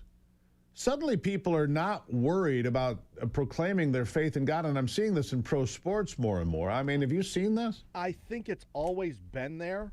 You're just kind of hearing about it more. I think there's a lot of people that are private about it, you know? Well, they don't necessarily want to be public about it. I think it's always been there. Well, you know, Jelly Roll, I played it earlier, I think it's always been there too, but I think that people are feeling like they've been pushed to the point where they need to speak up. And you're seeing this. I mean, can you imagine 25 years ago, a guy stepping to the mic and saying, I put my faith in Jesus Christ? I think there's a turning in this country. People are stepping up and saying, here I am.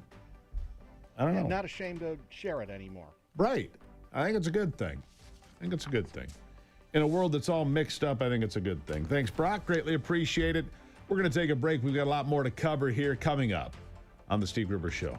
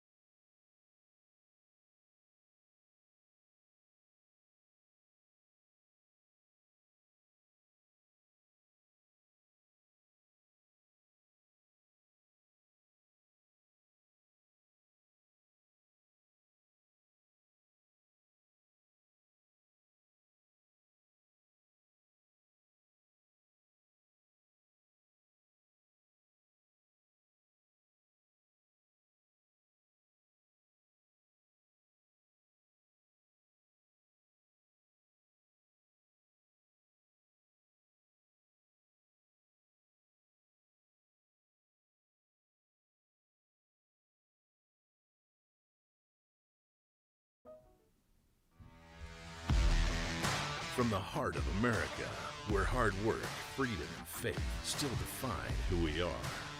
From the farms to the factories, from small towns to city streets, this is the fight for the soul of our nation. We're watching Democrats attack democracy. Do not be fooled. The strength, the grit, the greatness of the American spirit, all right here. The left wanted power, not peace, but there's a resistance rising. A generation saying enough, enough. We've tried it their way, and it failed. The Steve Gruber Show with your host, Steve Gruber, starts right now. As we enter another big hour here of the program, thank you for being on board with us. We're here fighting for you from the foxhole of freedom every single day, and sometimes I've got assistance, as you can see. Here are three big things you need to know this hour. In Michigan, an investigator notes that Kornak, this woman accused of embezzling from a woman who was mentally challenged, was best friends with Whitmer, she often said. Number two, a House panel moves to consider criminal referrals for the Clintons, and a squad Democrat is on board with it. And number three, do whatever you want. Just send America the bill. That's been the attitude of far too many countries for far too many decades. Just send America the bill. Whether it's NATO or the United Nations, I bring this to your attention because the United Nations has been an abject failure, in my estimation, of its core job. It was created to prevent war, stop genocide. When has that ever happened?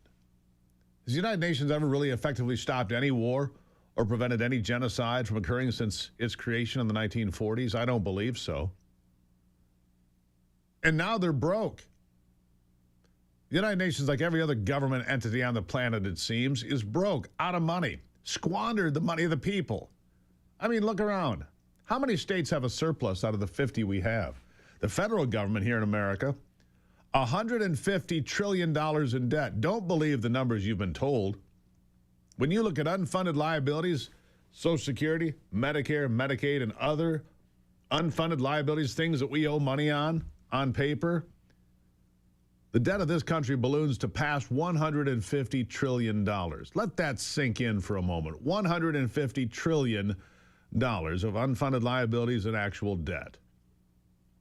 How do you pay that? Well, we could sell California. I'd be up for that.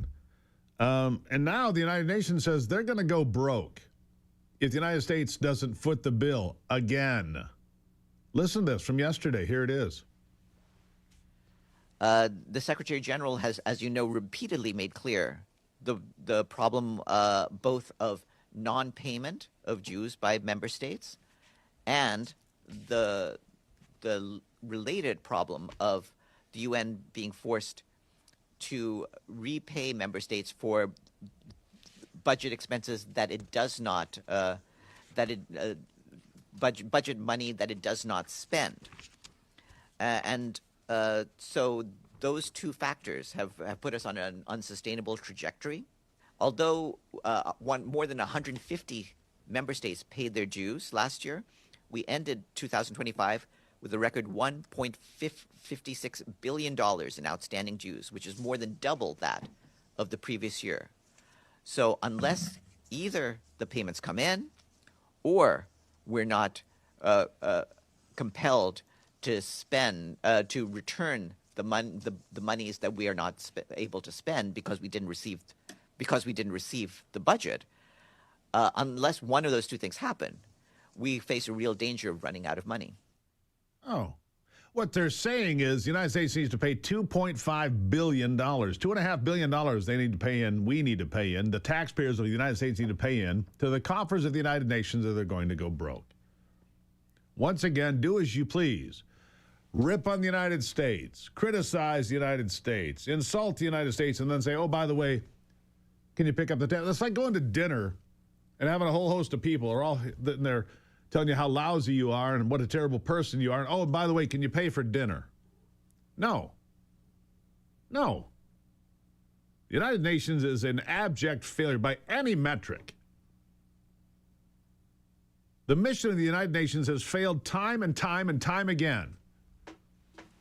Why would we keep footing the bill, sending good money after bad? Why would we do that?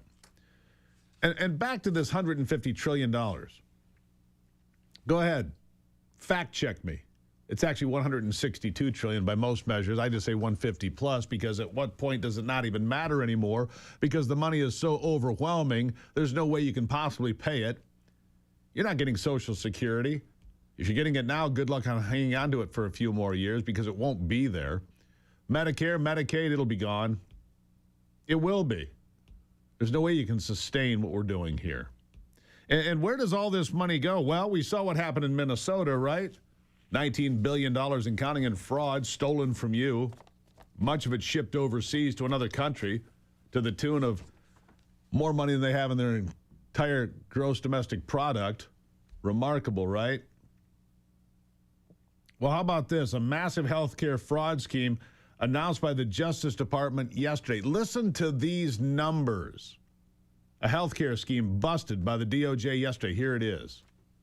Charges against 324 defendants for their alleged participation in healthcare fraud schemes involving approximately $14.6 billion in false claims submitted to Medicare, Medicaid, and other healthcare programs. In a takedown this large, I can't possibly describe all of the work that went into dismantling each scheme, but there are 4 key points that bear emphasizing. First, let me be clear about what these healthcare fraud schemes mean for every hardworking American family. These criminals didn't just steal someone else's money. They stole from you. They stole from you. And they're doing it today as well. All over. People are doing it today, stealing from you. They just haven't been caught yet. Many will never be caught. It's remarkable. I saw the story of one doctor. I don't know if you've seen this. The vast majority of all healthcare billing comes from exactly one state, California. There's a 2-mile square area in Los Angeles that has hundreds of hospice offices, hundreds. Some in strip malls, some in vacant buildings, some on vacant lots where they're registered. You thought the fraud in Minneapolis and Minnesota was something? You ain't seen nothing yet. I can tell you that. One doctor running a hospice center billed $120 million in a single year, claiming to have thousands of patients. Man, there's a lot of people on hospice in California, apparently, and you're paying for it. Thank you so much for your contribution. We really appreciate it. It's outrageous.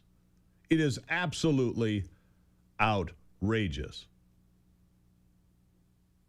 We need waste, fraud, and abuse brought under control. If we did that, if we had, and here's where AI can help out. Track the money. Qualify the checks. Verify they're going to the right places, the right addresses, the right everything. Verify, verify, verify. Anyhow, there you have it. Healthcare schemes, United Nations, everybody wants your money. Why even go to work anymore? I want a government check too. Anthony, we're out of here. We're just getting government checks. All right, let's do it. We're done.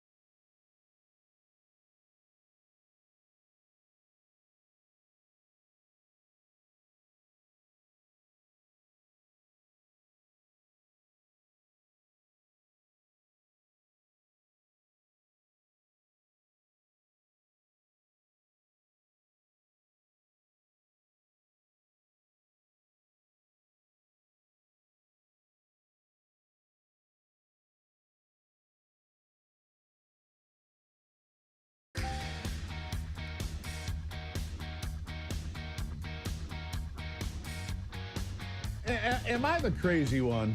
Am I? Yes. Well, good to know. Thank you, Anthony. I mean, I actually think that we have laws for a reason. And the number one job of government is to protect its citizens. It's a crazy idea. It's a memo that's not getting through to a variety of places, including Livonia, Michigan. I saw yesterday saying they're not going to cooperate with ICE. Well, the president stands with ICE.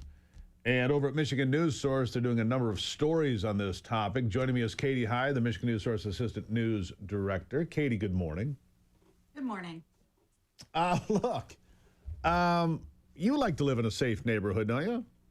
I do. I do, right? It's one of those weird quirks that I have. Yeah, it's queer. You don't want to be accosted going down the street. You want to be able to go to the grocery store and feel like you're safe. You want your kids to go to school, be able to walk down the sidewalk. Crazy idea, isn't it? It really is. Go figure. You know, although I didn't watch the Grammys, Steve, not to get off on a topic, but I'm I did shocked. see some clips. I know that's right up my alley. But I just love all of these Hollywood and music so-and-sos telling me that we live on stolen land and that we need to, you know what, with ICE. But they live in their gated communities and they have their 24/7 security. But I am not allowed to have a lock on my door. Well, but you I know. digress.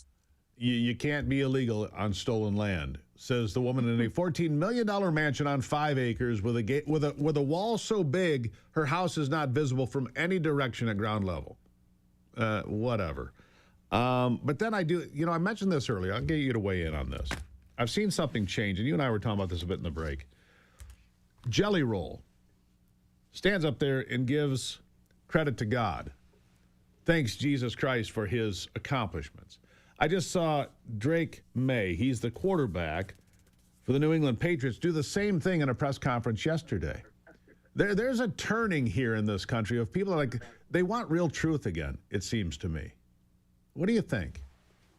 I think so. And as a Christian first and then everything else second, it did my heart good to see Jelly Roll get up on that stage and not just thank Jesus like we've typically seen over the years for all of my awards and things, but he, from the heart, said that he's so thankful for the relationship that he has with Jesus and to speak so openly in a group of in front of a group of people who would probably be hostile to that.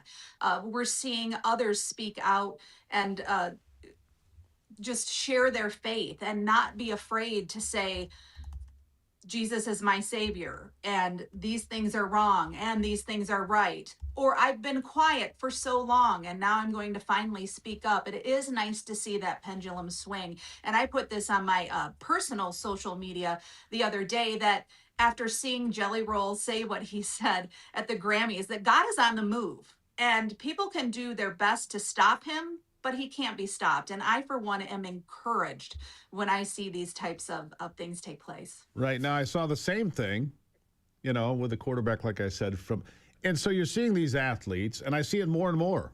I just saw a Michigan State basketball player say, look, I'm not wearing an LGBT armband. I don't play for that. I play for Michigan State. I play for the Spartans. I play for my teammates. There's a lot of this. People are like, stop it with your political overtones in sports, in the Grammy Awards, as you mentioned. I just feel like they reached a point where their gag reflex on so many people just can't be stopped anymore. They're like they're done with it. And I don't know if you're seeing this in your reporting out there, but it seems to me there is a change in this country, Katie, because people have had their fill of this nonsense. Well, we'll get her comment later. Katie left me. That's the devil working in the system. I don't know what it is. Anthony, what was it? Was it the devil? I think it might have been. It could have been. Anyhow. Or it could just be a technical issue. I apologize. But isn't it, I think it's important, whether it's Jelly Roll or Drake May or whoever it may be, to stand up and say, hey, I believe in this. Hey, she's back. What do you think? You think people have had their The fill? gremlins are in the technology. They don't want us talking about the Lord. Well, that's true. That's true. And I don't mind talking about it. I think that people need to stand up and be heard. Stop being cowed because, being a Christian doesn't mean you get to be a doormat. But those that I just love the left. Well, if you're a Christian, you do like you know anything about it. You know, if you're real Christians, you know, you're the threat. I am not the threat. I work every day. I look after my family. I believe in the police. Now, do I think all police officers are heroes? No, I'm not foolish enough to believe that. I don't believe that all ICU nurses that work at the VA are heroes either, by comparison, just as a side. But I do feel this is happening, Katie. I think so too, and it is encouraging to see. And I grew up and always thought that if people were presented with the facts, that if they saw an ultrasound and a baby moving in the womb, that they would move from their pro-abortion stance to pro-life. If you walked up to them with facts and said, "Let's have a dialogue. You see it this way, I see it this way," that eventually the truth would win out. And I think with Charlie Kirk's assassination, that we saw the guy who would engage, who would come, who wouldn't shame anyone, who welcomed anyone to the conversation, and we saw him assassinated. Yeah, and they in front celebrated. of a group of people, and we've said we're done. We're done doing things that way. We're going to stand on the truth. We're going to speak out, and we're not going to be shy about it, and we're not going to be ashamed about it. And let me be clear how we are different. I don't agree with Savannah Guthrie on a lot of things she discusses or the position she holds, but I will tell you this. Her mother is missing. And I pray for that family because it's her mom.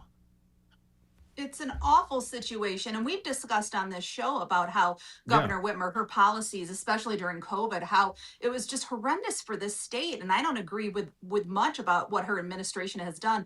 But her father passed away a week ago. And that's right. And grief should unite us all. I am sorry that she lost someone so important to her. I agree. That should grieve everyone. Agreed. That's why we're different. We're different. And I'm okay with that. Katie, I don't know, that wasn't the intended conversation, but I sure enjoyed it. Hey, I loved it. There. Katie Hyde, Michigan News Source. You can find out more and the things that she writes, MichiganNewsSource.com. MichiganNewsSource.com. Katie, thank you. Thank you. Yeah, we're different. We're not like that. We're better than that. And I'll be right back.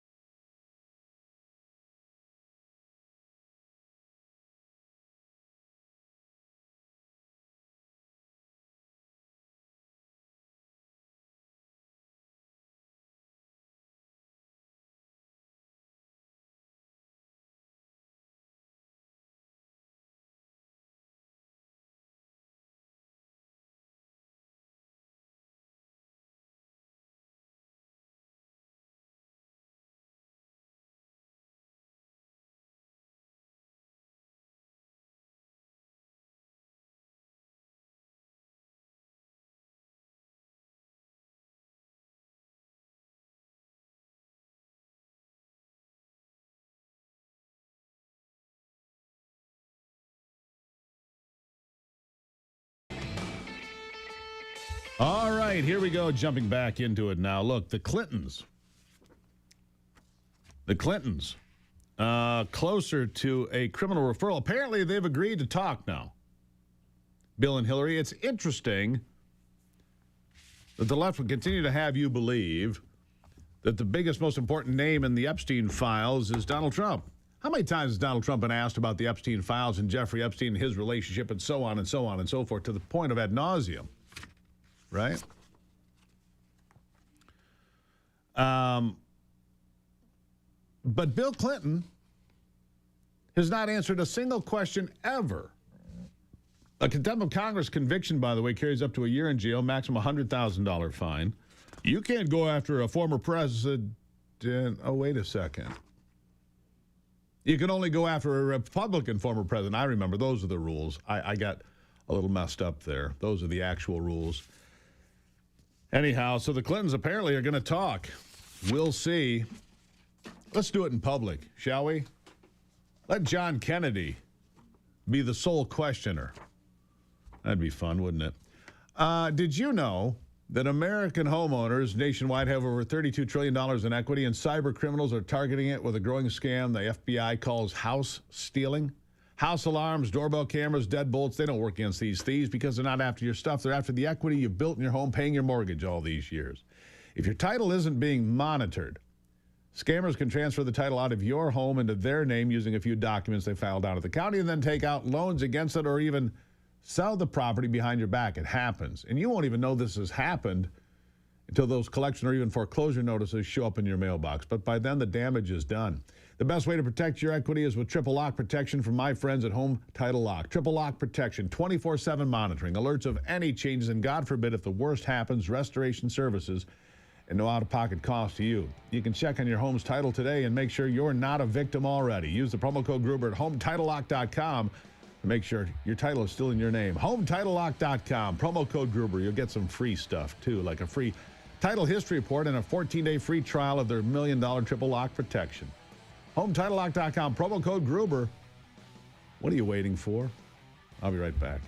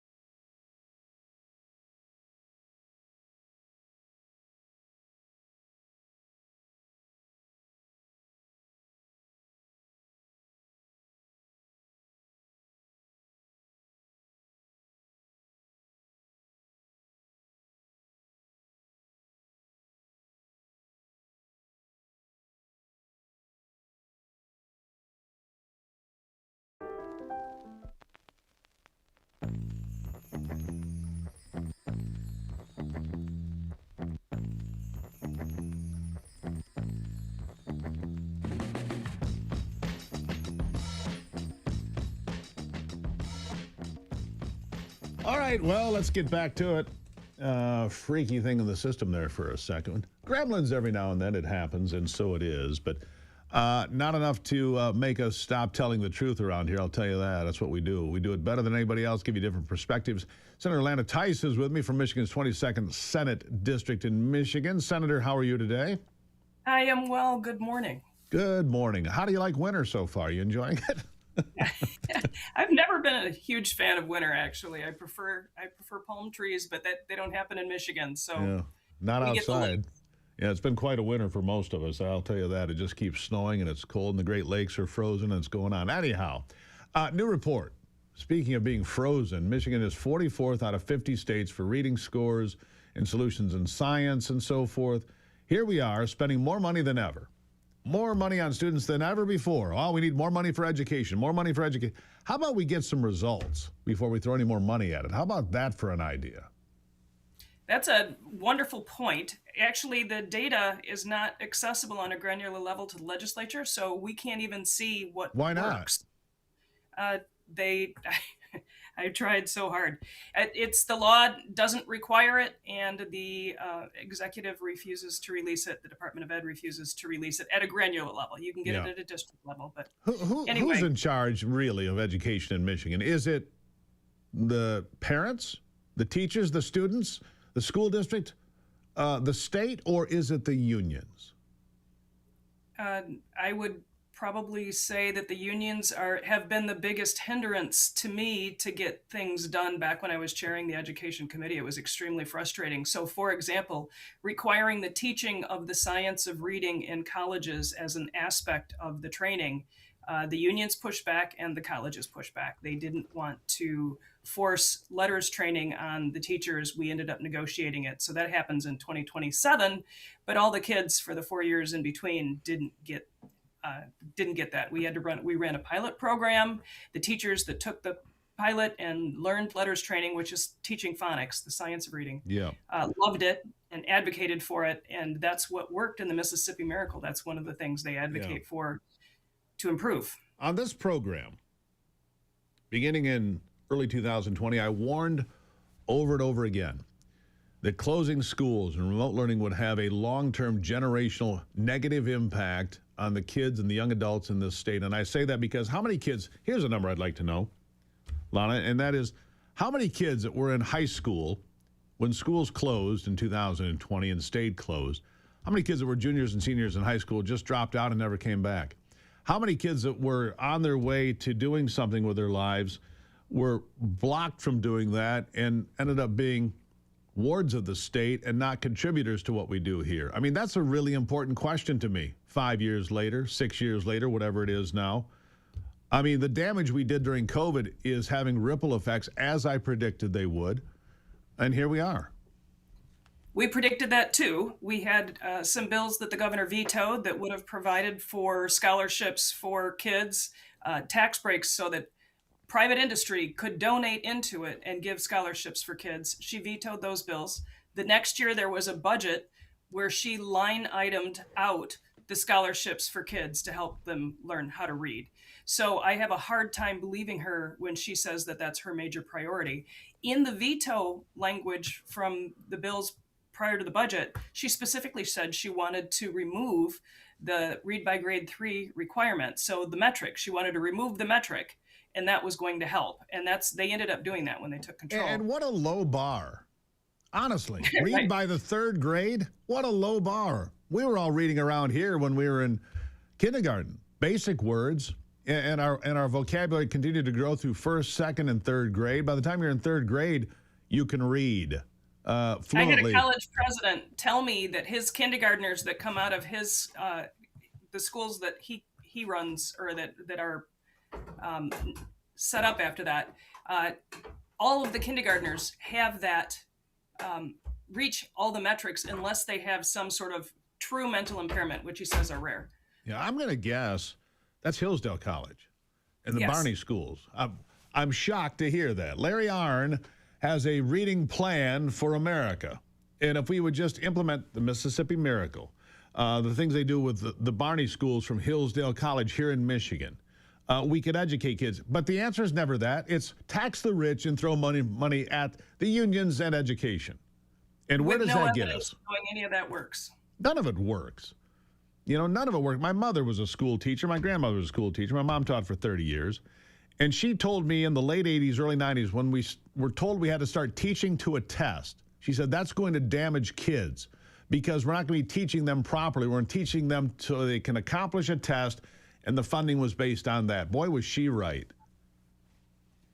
I would advocate for promoting rather than social promotion. Let them hit the metrics before you promote them. So they learn to read, they learn particular aspects of math, and then they move on to the next grade level.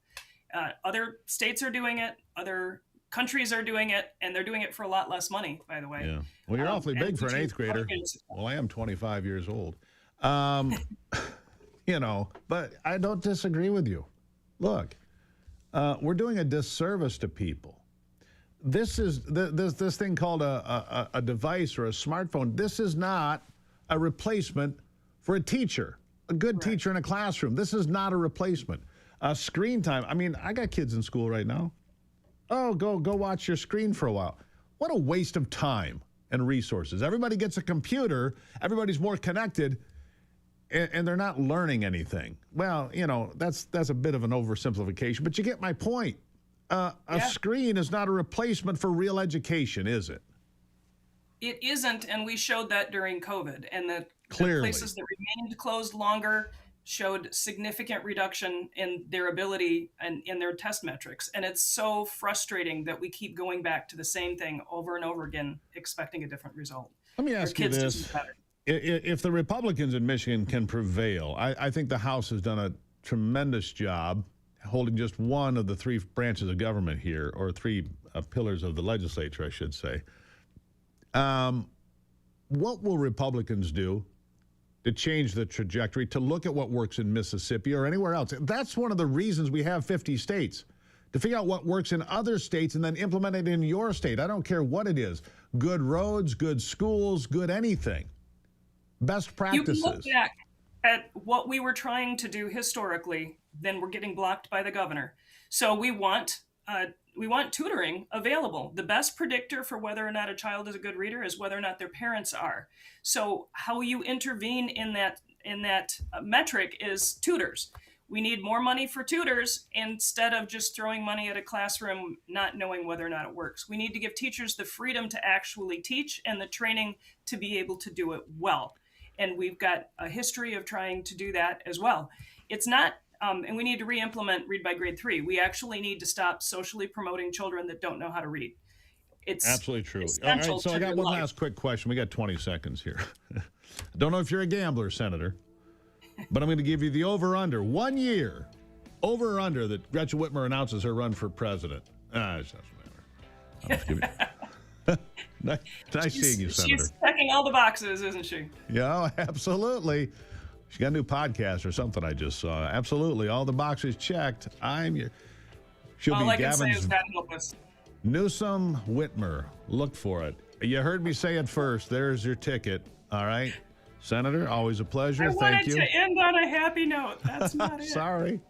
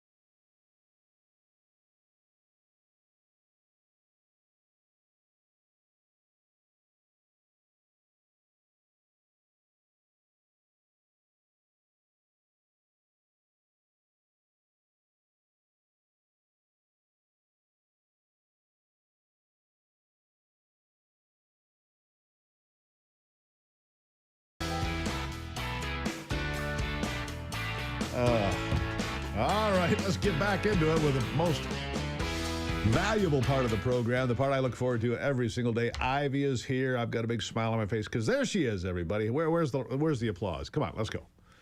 Yeah. Hello, darling. Good morning. How are you? I'm pretty good. Good. Yeah. What's on your mind this fine Tuesday?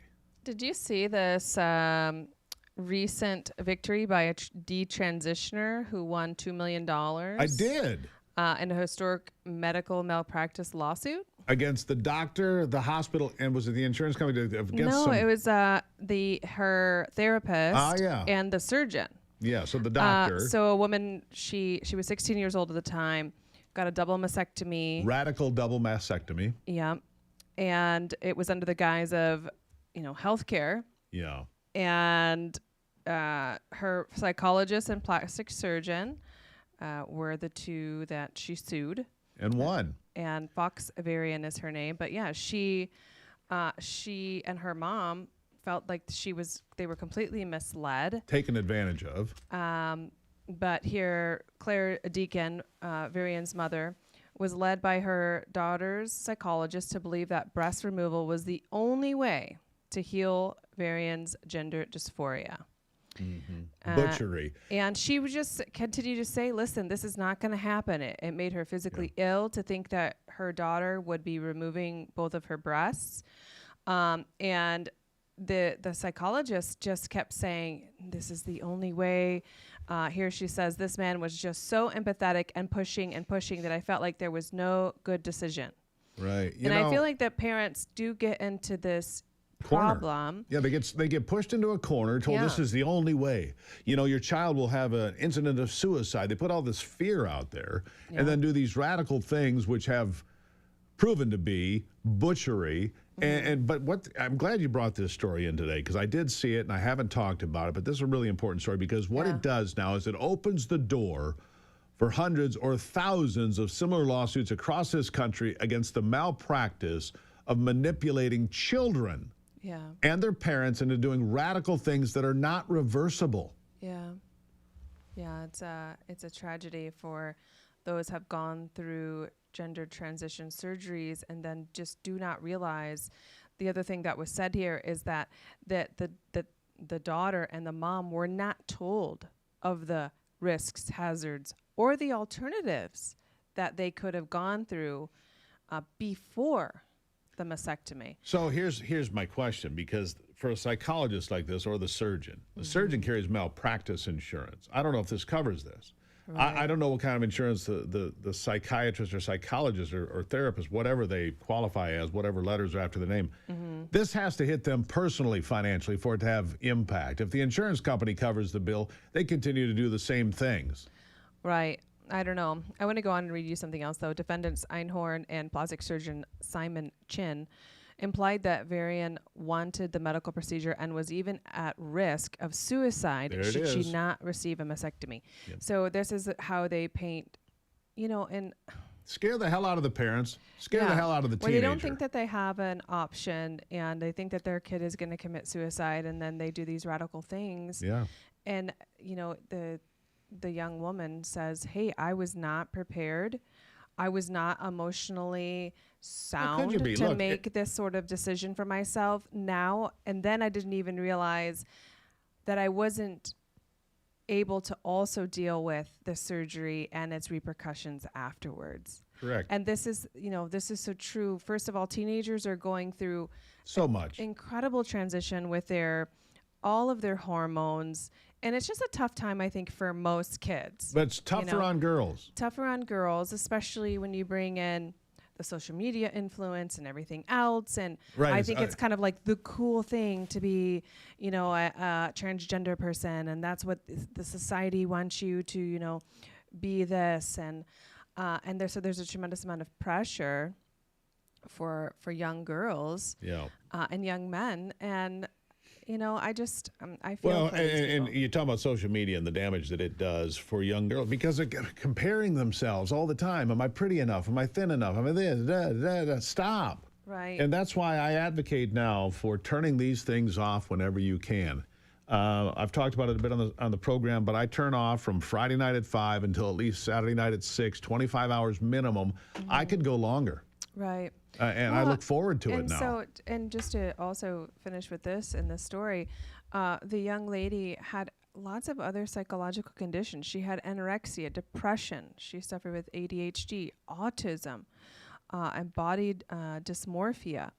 And so all of those things they could have treated, in a much different approach without hacking up parts of her body.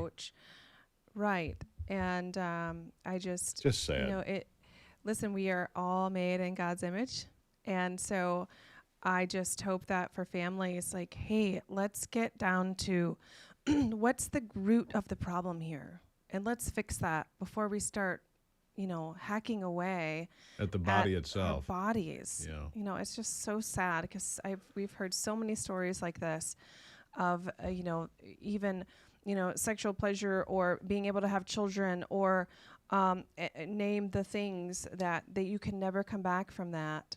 And plus, for many of them, when you get into genital surgery, you are now a permanent patient. You have follow-ups and infections and drugs you have to do, and it's a lifetime of misery. Well, do you want to?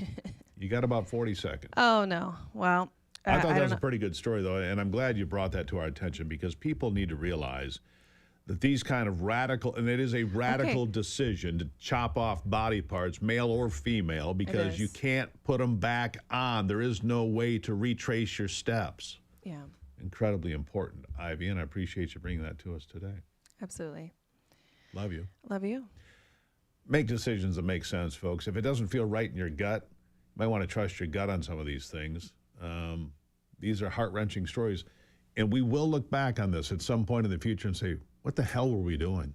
What the hell were these people telling kids to do these things for?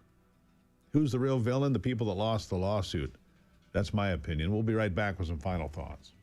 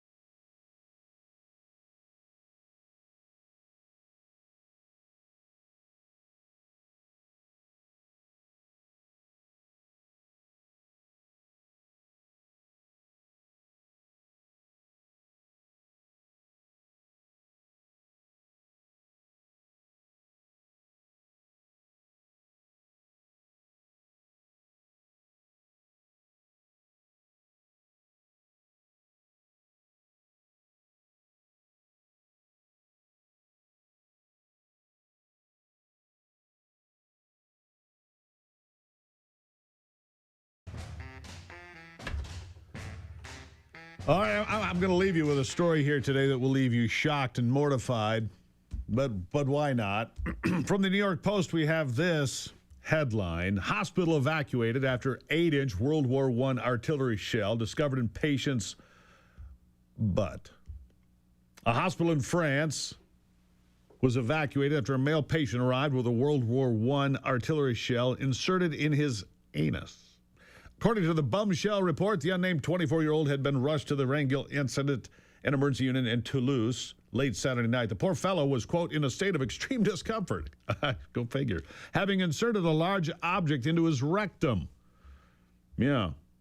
Surgeons conducted emergency surgery, during which they discovered that the shocking source of his pain was a live 8-inch bombshell from 1918 that had been lodged inside him. Fearing a potential fire in the hole, and hospital medical personnel alerted the bomb squad and fire brigade, they evacuated the building.